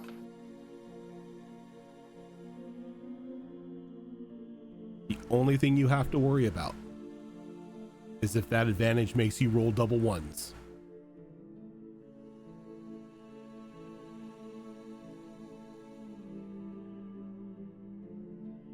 Just pray it doesn't roll double ones. I mean, oh god. Statistically speaking, that is a wide berth, but You never know. we Yeah, have seen a couple variations of sad vantage happen. We've seen double nat 20s. Why not double nat Sad 1s? vantage. Oh god. Yeah. That's what it's called. That's Usually, what it's called when you roll double ones on advantage, is sad vantage. usually at that point, you're bringing out a flamethrower for the dice involved.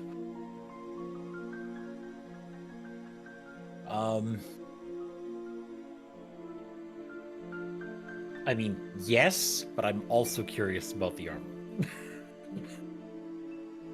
So the armor itself, the armor is of a +1 variation.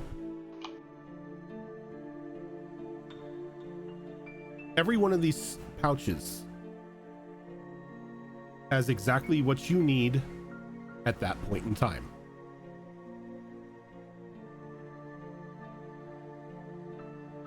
Reach into one, you need a pick, you got a pick.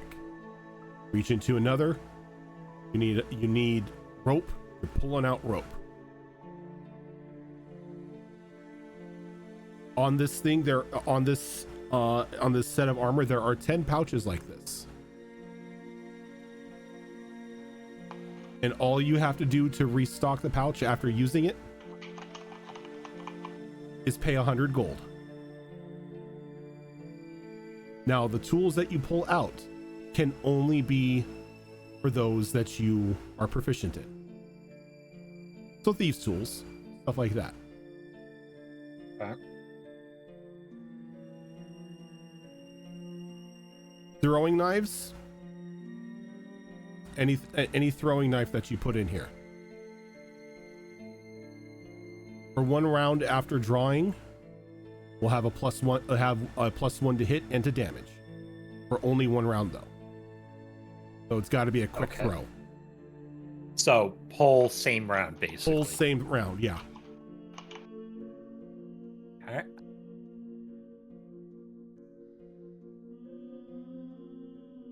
Oh. The hilt or the scabbard or the blade ring or whatever you are using on your hip, or whatever weapon set you hold. When you sheath them, any damage that has been done to them will be repaired. This does not work for fully broken weapons.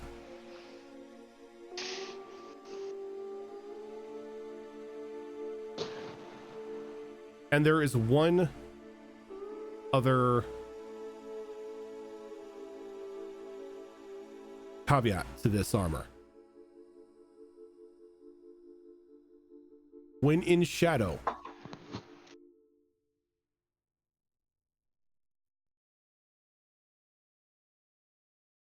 you are invisible to the naked eye.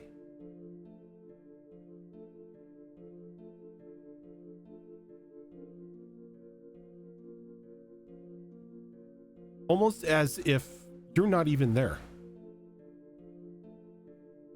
As stepping in the shadows will move you slightly adjacent to the material plane. Still enough for you to move around and traverse the land itself, but not for anybody else to see you. You cannot walk through walls, you cannot fly or anything like that. It just pulls you slightly left or right of the material. Though in order to make an attack or to interact with the material, you need to step out of the shadow.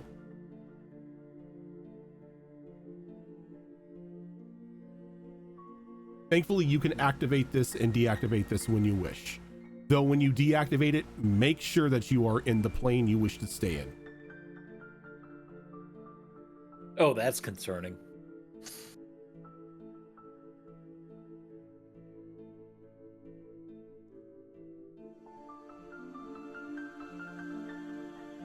As cool as the armor is,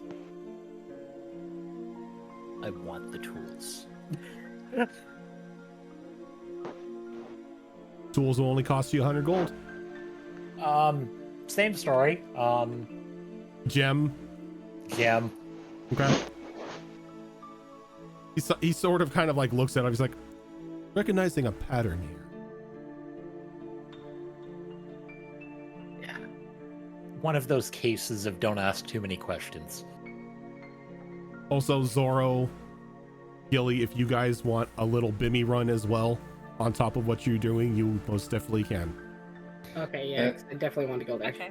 And if you don't mind, Rojan, I still do need some gems in that enchantment on the coffin when we got a minute. Yep. Oh, Making sure it's on the list. we're carrying a morgue. Look. Eventually. TBD.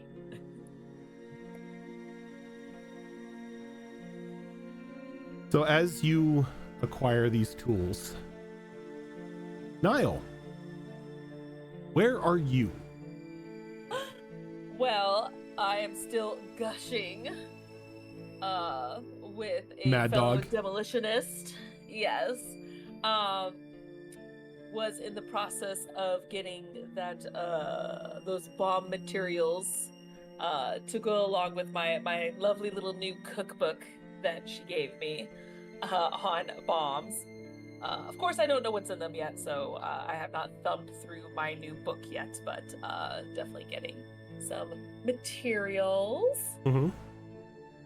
As you can, if you spend 250 gold, you can add a bomb maker's kit to your inventory. Bomb makers. I was just doing a hodgepodge of things, but full blown bomb makers. Yes. See some eyes like, hey, you wanna see something really cool I'm working on? Oh my goodness, yes. And he Please, pulls I out wanna this see. small clay pot. What almost looks like a clay pot, miniature, hand size, with a small, like, quick release flipper, if you want to call it that. This here, I was able to work on it with a friend, and we enchanted it. See, normally this would just be your typical run-of-the-mill clay grenade. Little bit of destruction, lot of clay shrapnel, but you know, child's play. Of course. But I was thinking to myself, Mad Dog, what if you put smaller grenades inside the bigger grenade? And so, Grenade bomb. you know, we haven't come down with the name yet, but a grenade bomb sounds pretty good. This GG here, bomb. Oh, GG bomb. this here has the oomph of 6 normal grenades. Oh. You flip this switch, you give it a throw, it explodes, it releases the other ones, they grow, and then they explode. Now, have you tested this to see like how big the actual explosion can be? Yeah, we've been able to get it down to where the explosion is actually very well contained. You know, explosion's good, but you know, a true professional wants to make sure that it's only those you're wanting to blow up get blown up. Of course. There's chaotic bombs and there's controlled, contained bombs, which I know sounds crazy to everybody, but it's a thing. There's 8 bombs, I'm sorry, inside. So what happens with these is pretty much you flip that little activator, you give it a throw.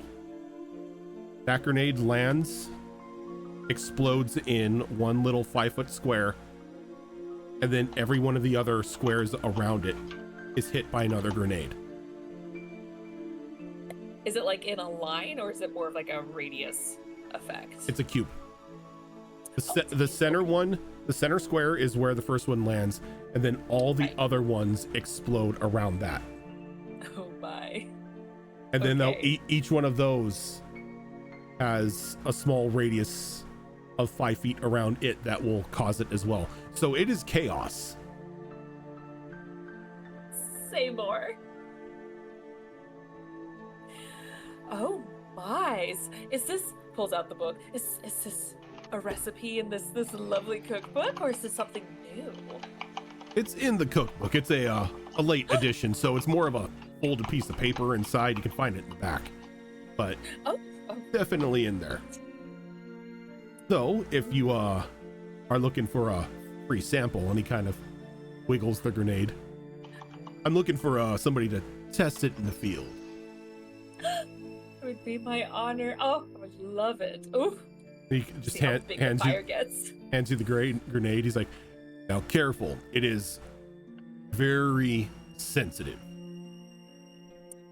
Treat it like you treat a newborn baby. Gentle. Don't drop it. Okay.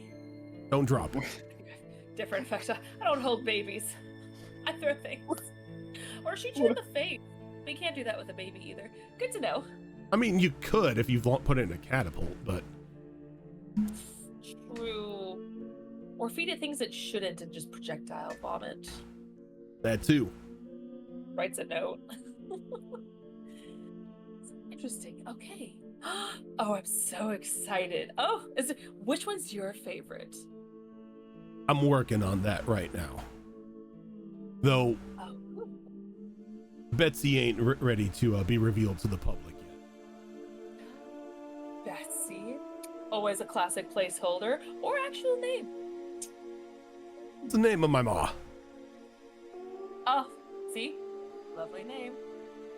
Never know going with a Betsy. Betsy, always brings trouble, and that's usually a good thing. Well, this Betsy will bring the boom. Good. So we'll have to keep in touch. It's currently separated now because if it were to blow up around here, well, it would probably take a good quarter of the city. Oh, big boom. Mm-hmm. Big boom. Ooh. Oh, I like that a lot. I actually have a few ideas of what I would use with something with that much power. Oh, so good to know. We'll keep in touch. I'm excited to see where this project goes. I'm excited to see what you make. Oh, I'll send you sketches. Now, since you have this cookbook, you can add a clock onto your character sheet to learn how to proficiently make bombs.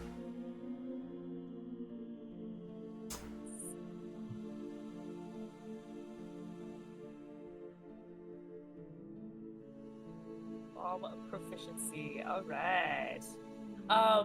Is that just our normal 35 ticket? That is the normal. I think it's 32. Okay. It's 32? Okay. I think it's 32 for proficiency. I think I always wrote down 35, unless I've just been doing it wrong this whole time. Well, take it. No, it's 35. Yeah, because then expertise is 70. Yes. Yeah. That's how I remembered it. Mm-hmm. Perfect. Okay. Proficiency. And now if you want to do your Bimmy run, and those of you who have done Bimmies, I'll come back to you if there's anything else you're shopping for. I do know that I was, I remember from last episode, I was saying I wanted to pop into both stores, both the magical area as well as Bimmies. So she does have a shopping list of what she's looking for, and depending on where she finds it, go from there. She has to go into a nerd store. She has to pick up a book. She doesn't hate reading. She just hates the idea of it. Let's do Bimmies first. Okay, we can do that. And as you step into this very hodgepodge looking store, can I get a D20 for you? Yes. 14. Walk in perfectly fine. Weird smell sort of hits you, shop molds around, and you see your friends inside, all carrying shiny looking items. Smells like a mess in here. I love it. Hi, guys! Oh, another customer. Hi, this is a record. As again, it's just this floating face in a large blue liquid cylinder. I feel like I've seen this before, but it was an old lazy lady with frizzy hair in like a small crystal ball. Do you hang out at the cemetery? Can't say I've ever been to a cemetery. Oh, it's lovely. You should try it sometime. Technically dead, but currently trapped in this. Body's dead, soul isn't. Oh, spirit time of... Oh, that's kind of us right now a little bit. Guys, did you tell him it's like us? It's a little like us. When she mentions hanging out at the cemetery, like, do you hang out at the cemetery? Like, Grim does perk up and is just like excitedly nodding yes. I fucking love cemeteries. Around the corner. I fucking He's like, yes. He's like, yeah. How did you know? What? He's the guy that's always like, you want to see a dead body? Yeah. Basically.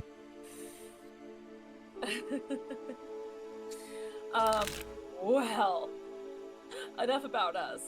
What kind of crazy shit's in here, guys? Well, that all depends on what you are looking for, what your heart truly desires in terms of, as you say, crazy shit. Yeah, chaos. But also, you know, I'm always looking for chaos and contained chaos. Like this little guy. Like, big obnoxious hood, like, takes it off and just shows shrapnel. Oh, I forgot you got the obnoxious jacket. And Shrapnel just sits there and he's looking around and he's like, meat. I know. Mommy's on it. Look. This little guy is like brand new, like barely a day old. Love him. So, need him to be like somewhat okay. So I need to find something that will help protect him from chaos. It's probably mostly gonna be me. When he grows up, he'll get chaos. That's fine. He's you know, learning. He's learning chaos. Oh, but to find something that will help protect my new baby from the chaos. Is Niall looking for a dog crate for her I'm dragon? looking for a Pokeball or dog crate. Something. I don't know. I put A travel carrier. I put in my notes for my shopping list last episode, I said Pokeball for shrapnel. Just to make a note of what I meant by it. But something to help protect my poor little baby right here.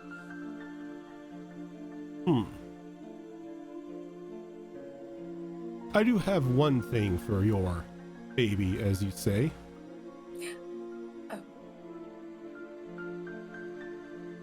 So, I'm always under I've always been under the belief that dragons should be able to run free. They are hardy creatures themselves, and yes, they would grow in combat. Oh, I agree.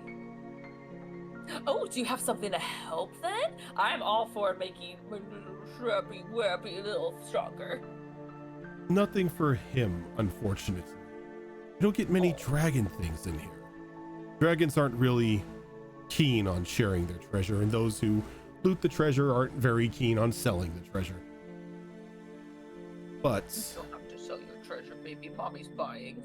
see, there's a small like cube appears on the counter. If you're looking for a means to keep him out of trouble, this little cube itself is a pet house, if you would believe. Oh. A little pocket dimension that you can carry around with you and keep little shrapnel safe and sound. Okay. It even comes with its own timed feeder and water, and it will clean up after him. As a pooper scooper. Okay. It's pretty much a miniature like pocket dimension pet hotel.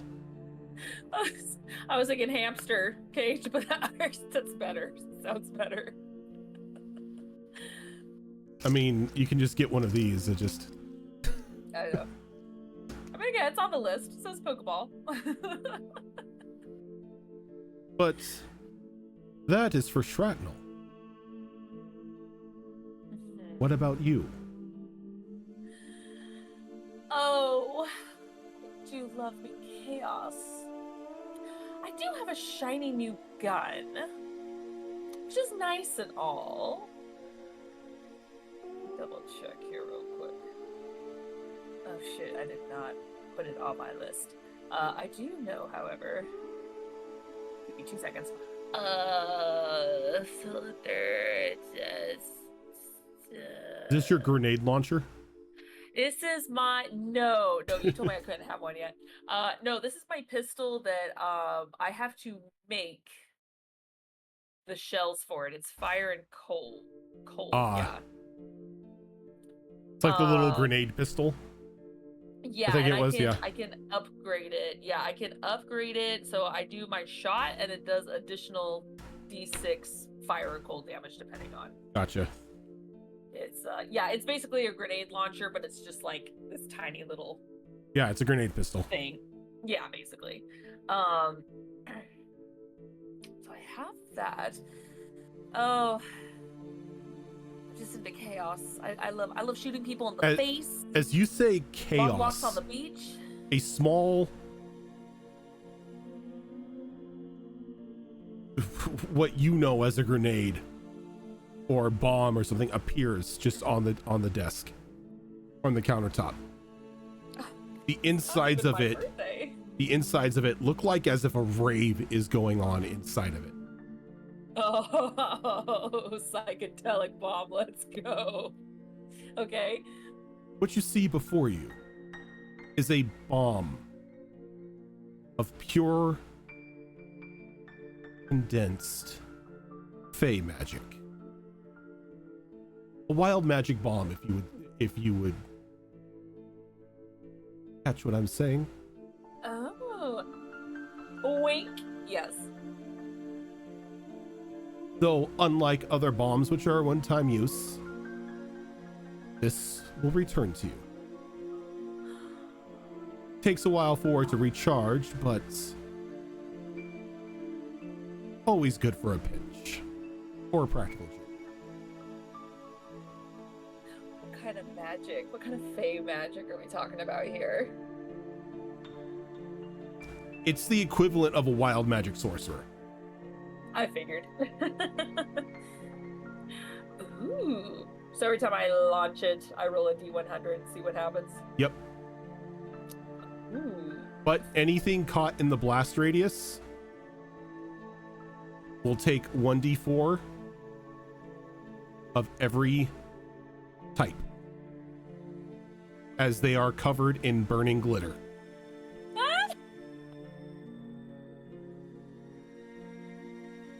Oh my god. How many types are there? There's like 7 types. Something ridiculous. I'll have to put that up later. Okay. Oh my god. You don't even have to say anything else. She's like, I want it. Yes. It's not even my birthday and I'm getting all these bombs. Oh my goodness. Yes.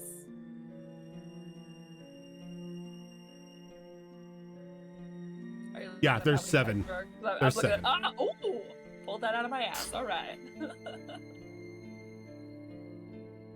What is the radius on that for the bomb in general and everything caught in the middle? 10 feet. 10 feet. Oh, okay. So he's like, well, now you have a choice to make. Because you can only have one of these. Oh. I only allow What was for shrapnel? one item per customer. Unless Shrapnel is paying me. And then Shrapnel has to tell me what he wants. He has money. He does Not have 100 gold, money. but he has money. He's not 100 gold worth, but he has money. What if I just slip him a gem? Just be like, You can slip him a gem. I will make a roll here. Oh no, I'm gonna slip him a gem. He takes the gem, and the gem just like vanishes inside the coat. Do I need to roll a sleight of hand or just let it happen? Oh no, he just takes the gem for you and just like Oh, he does. Okay. like tucks it away, but he doesn't spend it. He doesn't seem to want whatever Bimmy is selling. That's fine. I'm just making a note. Instead, he got a free 250 gold. You know what? That's fine. I'm helping my baby build his hoard. He has 256 gold now. Yep, because he stole. I'd say it's mommy's like rainy day fund, but it's not. Yep. So the no place to store all that. If he does poke out, Grim, as usual, will give him a piece of gold and say, gold. just quickly takes the gold from you. Gold. Let me go back eats. to my sheet. I mean, look. 7. There we go. We are teaching. This is how we teach. 157. This is how we teach him gold. I will reduce my gold by 1, but this is how we teach him words. Gold. This is why I have to pick up a nerd book. I have to learn Draconic. Snow can teach you Draconic. I can help. So are you taking the glitter bomb? Oh, I'm taking the glitter bomb. I can't say no to that shit. Look, I plan on buying a bag of colding so I can store meat for my baby. So I have a backup plan if I can't get the hamster cage.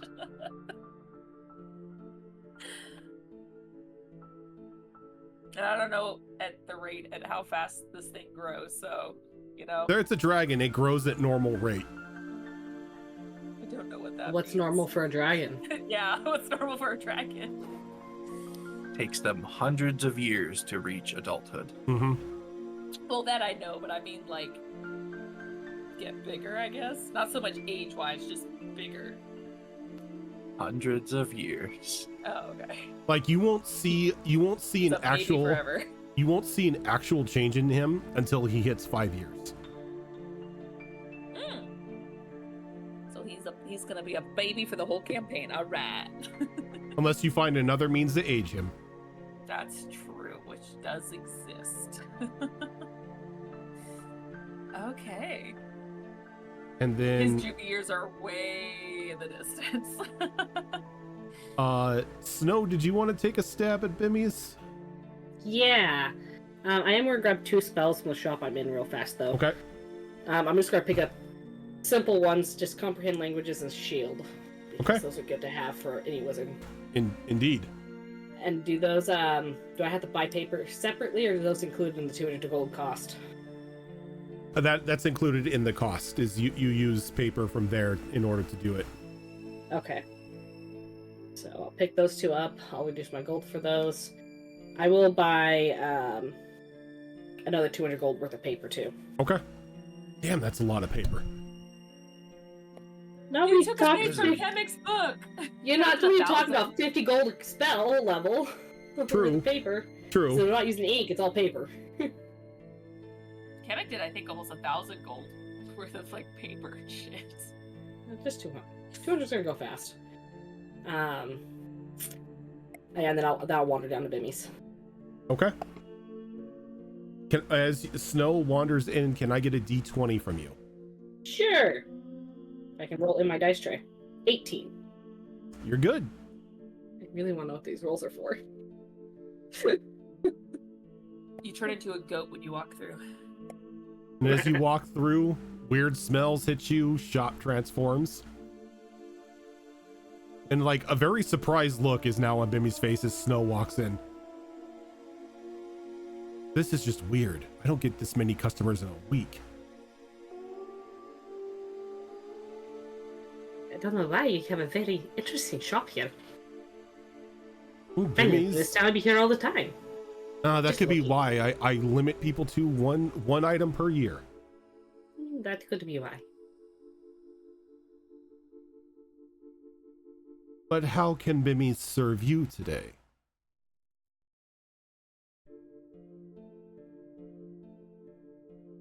Bad. What here to sate my curiosity? I just want to see what you had. I guess anything that would assist me in my spell casting, or anything that would assist with anything fun, maybe. When you say fun, can you be more specific? I consider everything in the shop fun. Entertaining. Has a curious effect. Ooh. Entertaining and a curious effect.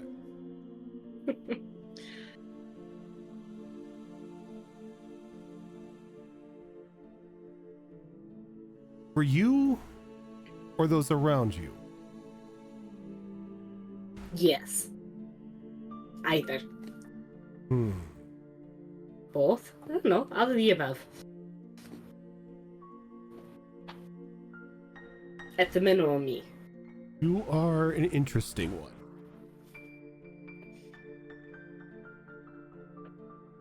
Fun. Entertaining.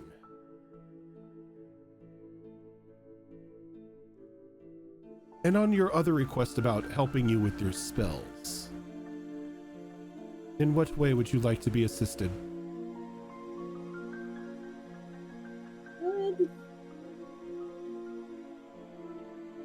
Either using them more efficiently or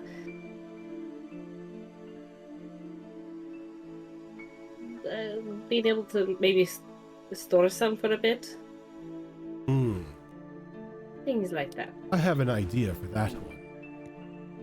Well, that statement scares me a little, but I'm excited. As a singular ring, black, almost as if no light can touch it, just thuds heavily onto the countertop. And then next to it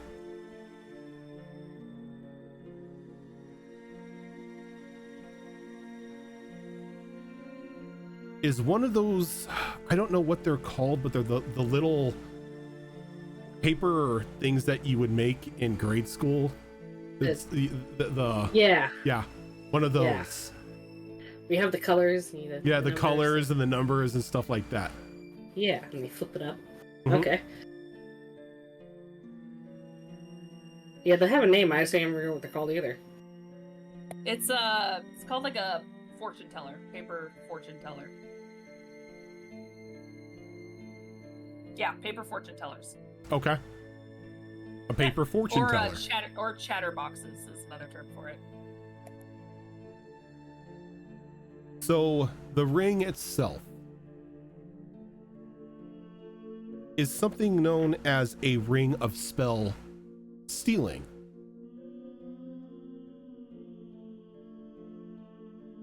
A very greedy ring, but something that offers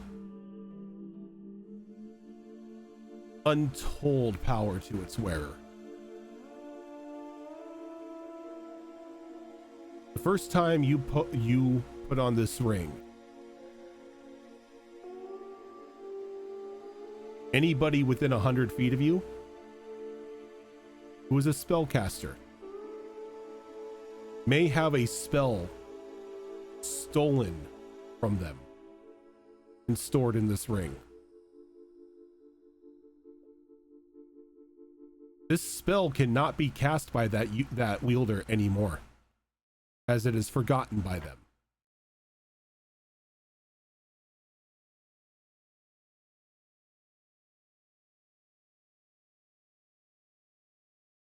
Damn. It holds one spell and one spell only.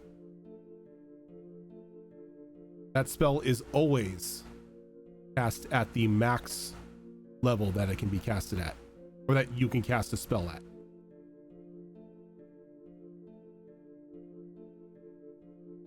So if it's like a level 1 spell that has an upcast modifier, it will automatically upcast to whatever highest spell slot that you have. Okay.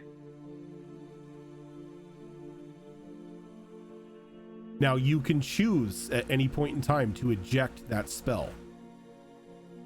At that point in time, I need you to roll me a d20. Pray you don't roll a 1.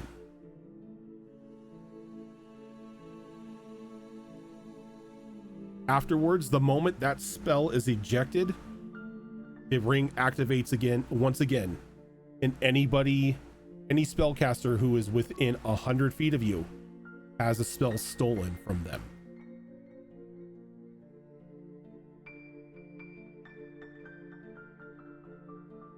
You don't have to be a proficient in this school of magic in order to cast this spell.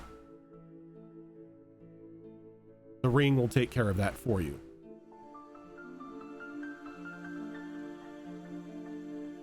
On the other hand, the chatterbox or paper fortune teller is a bit more of a light-hearted item, as using it as an action, you can influence one or multiple people from a variety of choices. There are 4 colors at the top. Green for healing, blue for boons,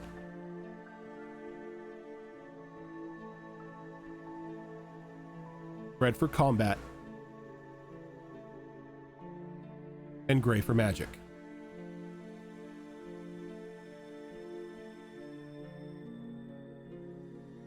Inside, there are 4 flaps.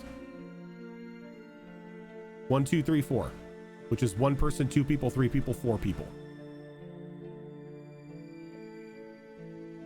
When you use this little ability, depending on the color and depending on the number that you select, whatever effect will happen will affect that many people.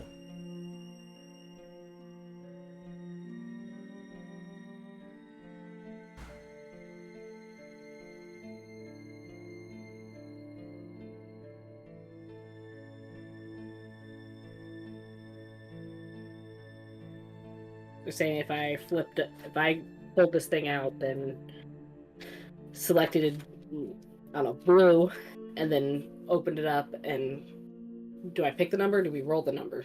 You pick the number. Alright, you just pick it. So you pick the color, you pick the number. Pick the color, pick the number. The color designates what effect is going to happen. The number is how many people you can target. Okay. And then after you open it up, the effect happens. Okay. This, while it is a very light-hearted item, is a very complex item. And if you choose it, I will send you a write-up on the item itself as to what it's going to do.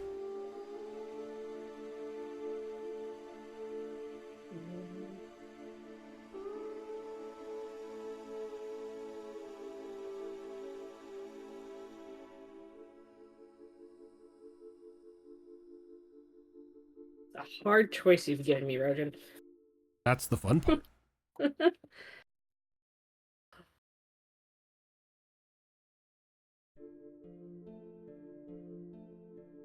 With the ring of spell stealing, when I eject the spell, does the spell then return to its original user at that point in time, or is it never again? It's gone.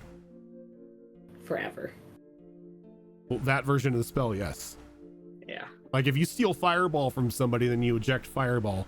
It's just that version of Fireball is gone. Nobody else forgets fireball. That one person still always forgets fireball. Yeah, that one person can no longer cast fireball.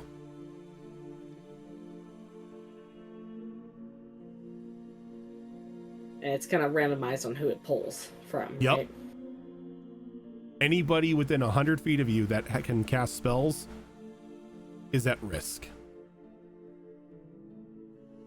They're saying I totally shouldn't take that thing into the middle of this tree. Just throw it on. Yeah. That's immediately what came to my mind when you're describing it.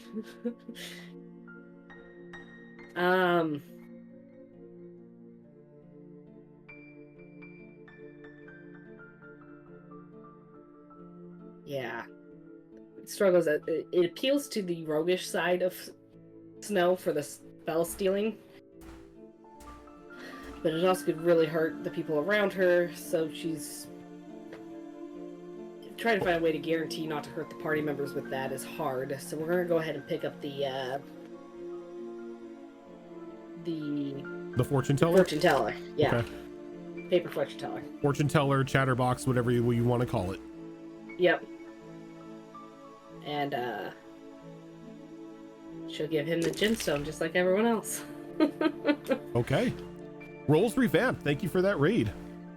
And I'm sorry, I can't recall how much you said everything was costing. 100 gold. 200? 100 gold. Okay.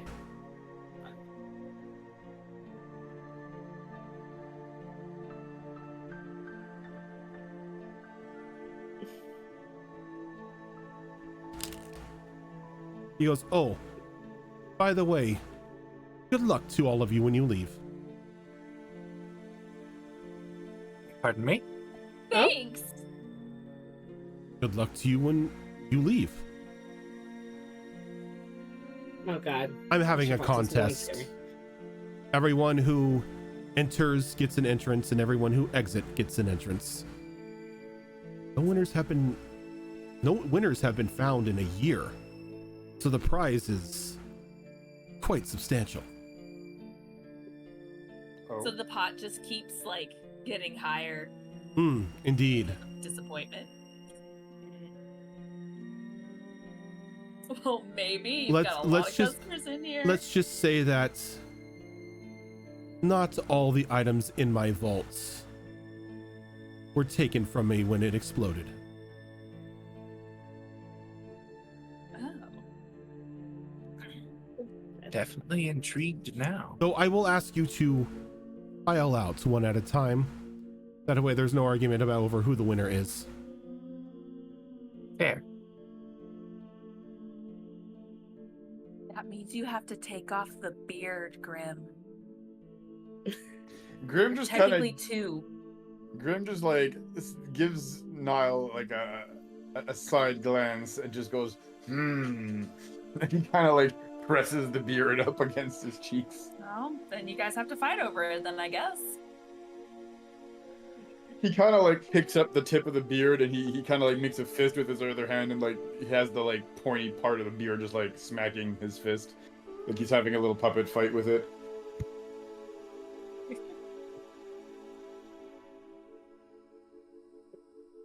But as you have purchased your one item of the year, I must ask you not to loiter. It is rude. Well, try to come back in about a year's time. I will see you in a year if you are still alive. Yeah. Look, Absolutely. I don't know if you have like a suggestion box or anything, but you're so shocked that so many people came in. If you like had it down to like, I don't know, 6 months, people would come in a bit more frequently. I had it tiled down to 6 months and a catastrophe happened.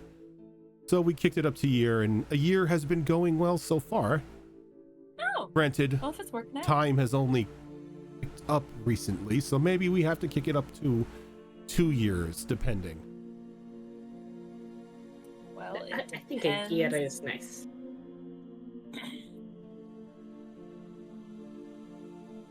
Well, we'll see you in a year and see where your mind's at.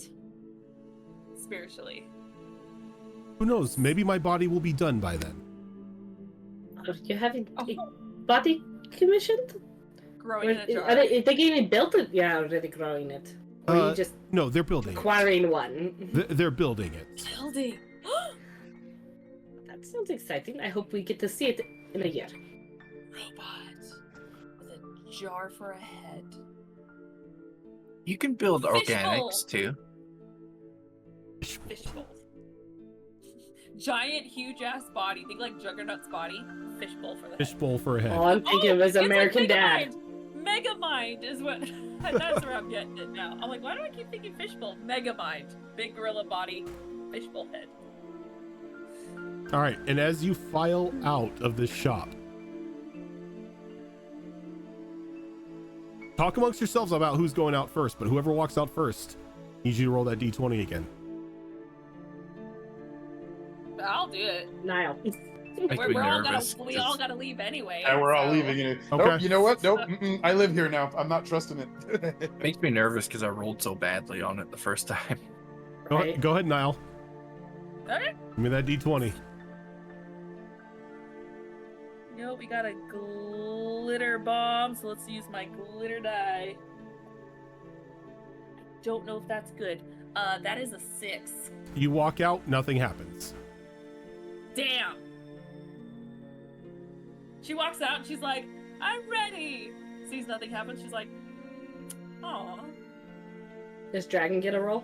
No, Damn. How dare Wait, you no. throw my child in he didn't here. buy anything. Has That would 250 gold. 257. Who's next? Amy Rimo. Oh, why not? Okay. Go ahead and give me that roll, Raven. What was that? D6? No, d20. D20.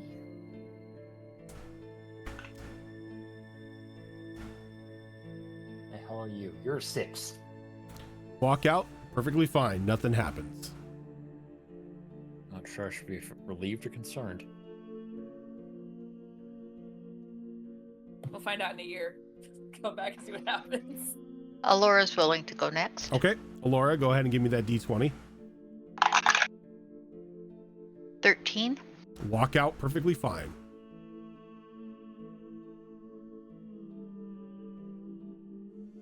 Three remain. I'll go next. Okay. Well, Snow is the last one in, she'll be the last one out.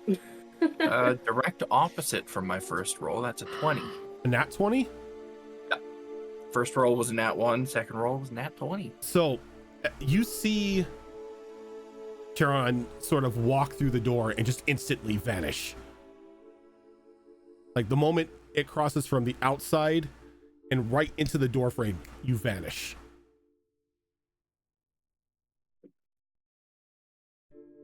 As you now are standing in a very bright white room. My eyes. Who turned You were on the light body mode? they were building all along.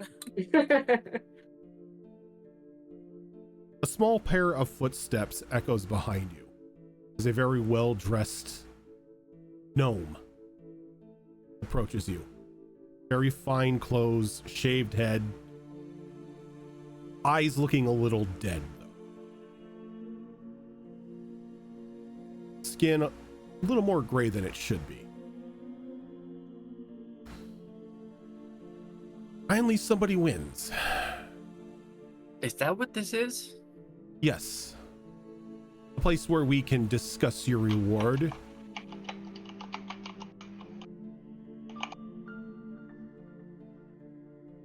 You seem very astute. I try to be.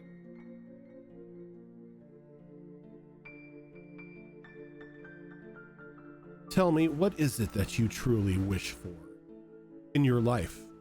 What are your goals?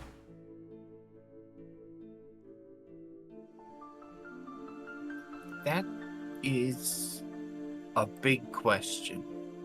It is a big prize.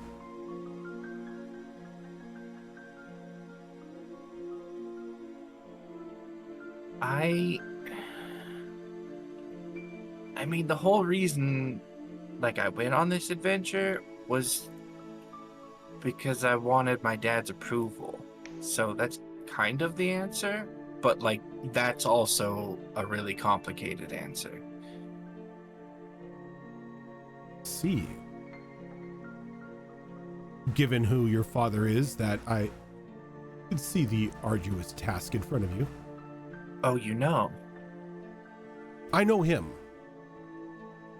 I don't know if that's a good thing, because I know some of the people that know him, and he told me to never know the people that know him. Well, you know me now. Okay. Well, you haven't, like, immediately killed me, so it can't be too bad.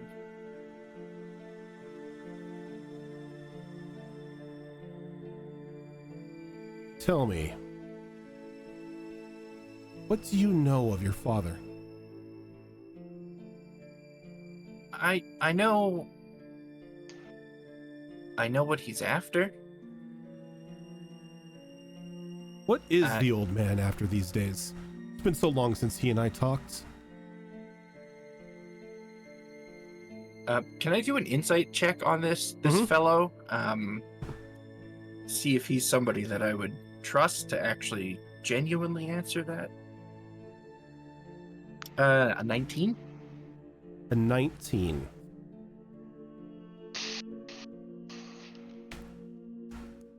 He definitely seems to be fishing for information. Though, whether it's for personal gain or out of general curiosity, you can't really put your finger on it.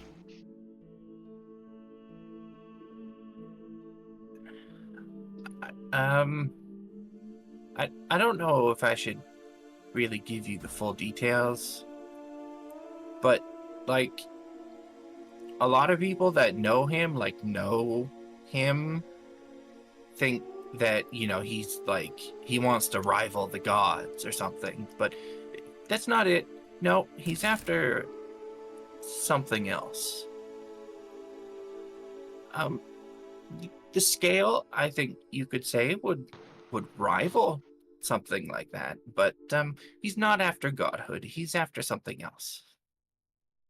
I see. Well, what would you say if I could reach into the past and procure an item that would most definitely catch his attention?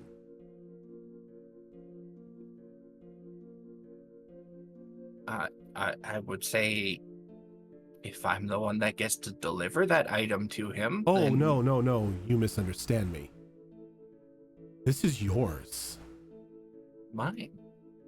You won this.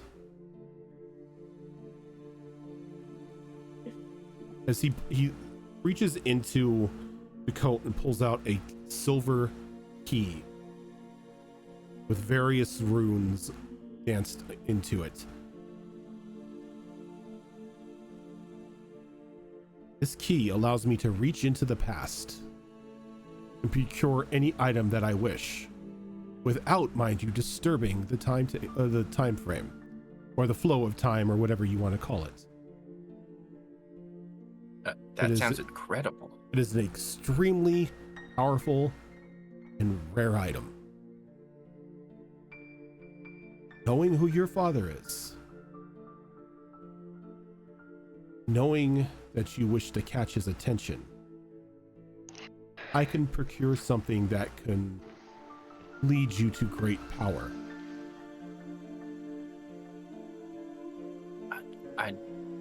I'd be a fool to turn you down.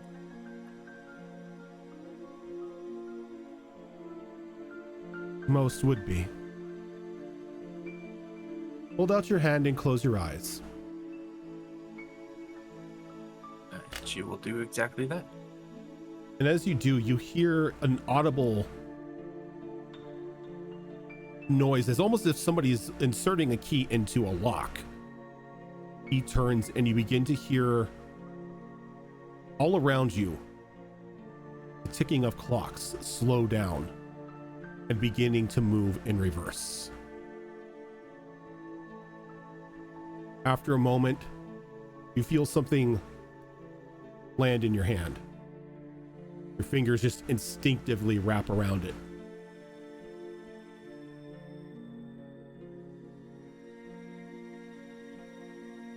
Can I open my eyes? One sec. He turns again. Clocks start fucking the right way again.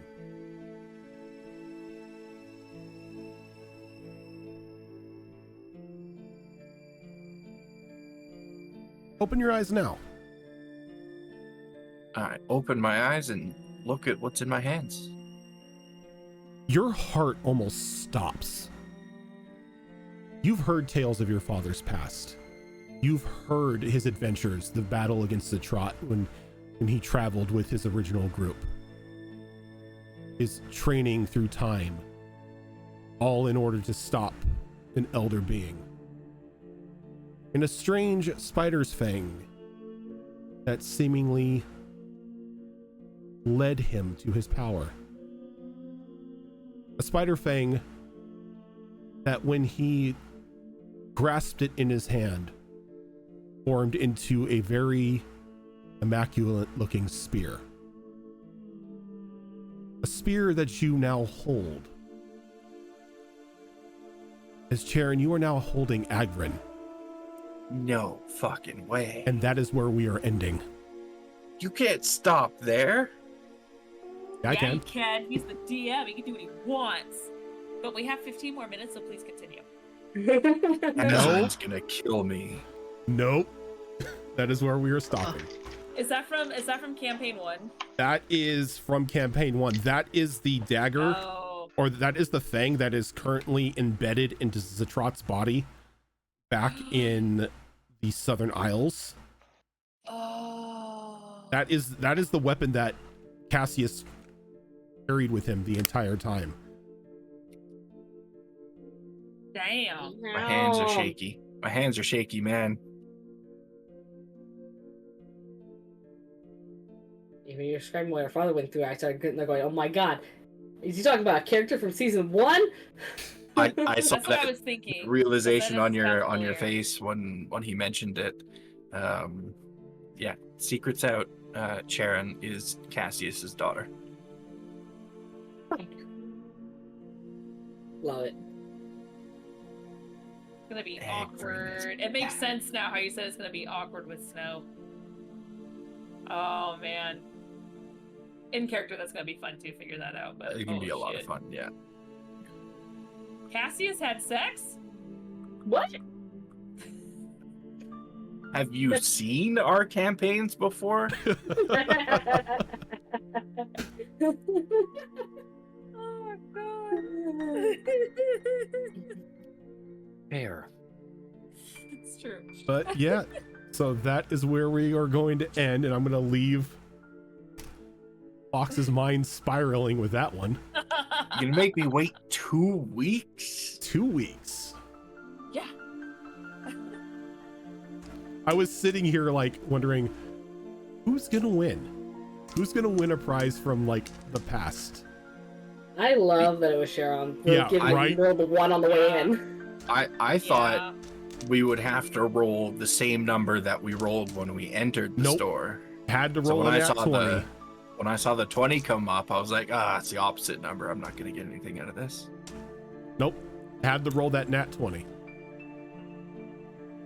But yes, you are now in possession of Agrin. Partially why I'm stopping here is because I need to go back to season 1, the season 1 game, and look on the information for Agrin. Ah. I still have Cassius's original character sheet tucked away, so if you need anything information-wise from it, I did record most of the information about Agrin. I'm reading what Azarin. Azarin's written. Yeah. But yep, Good so that chat. is going to do it for us tonight. Thank you everybody for tuning in.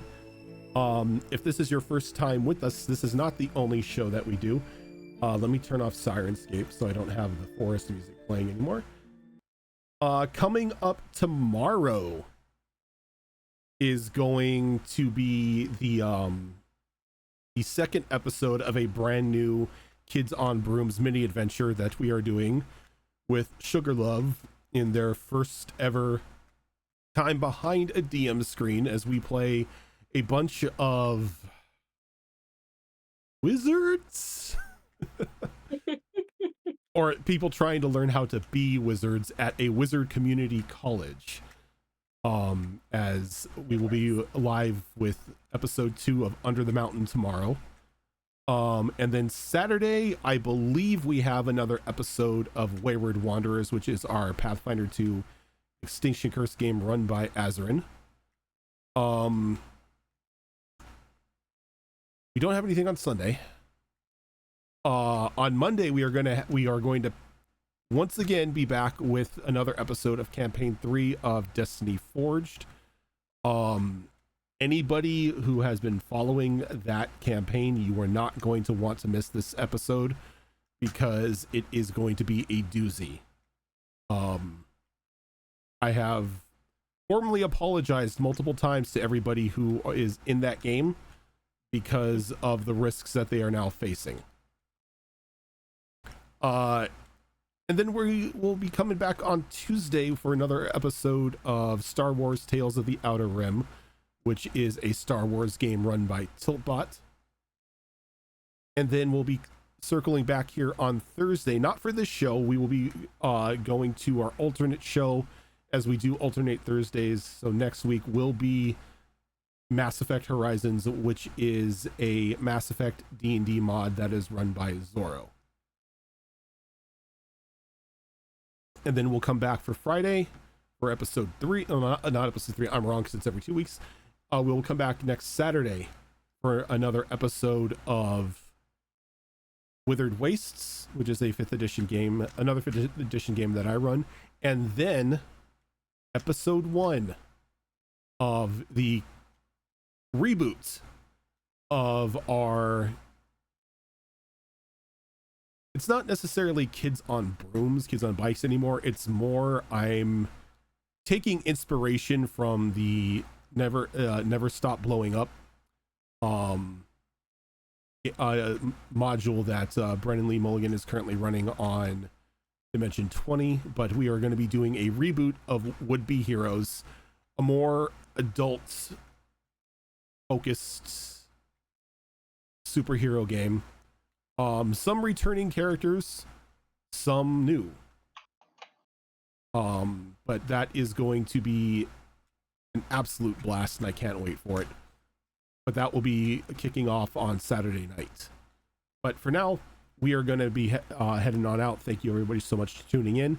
If you missed any of the show or any need to catch up, everything is posted up on our YouTube channel. And then next month will be another episode of the first Saturday of the month. So August 3rd will be another episode of Behold Lore, which is our monthly lore talk show. And once we have a theme for it this time around, we'll let you all know. But for now, we're going to head on out. Thank you so much, everyone, for tuning in, and we will catch you later. I'm sorry, friend.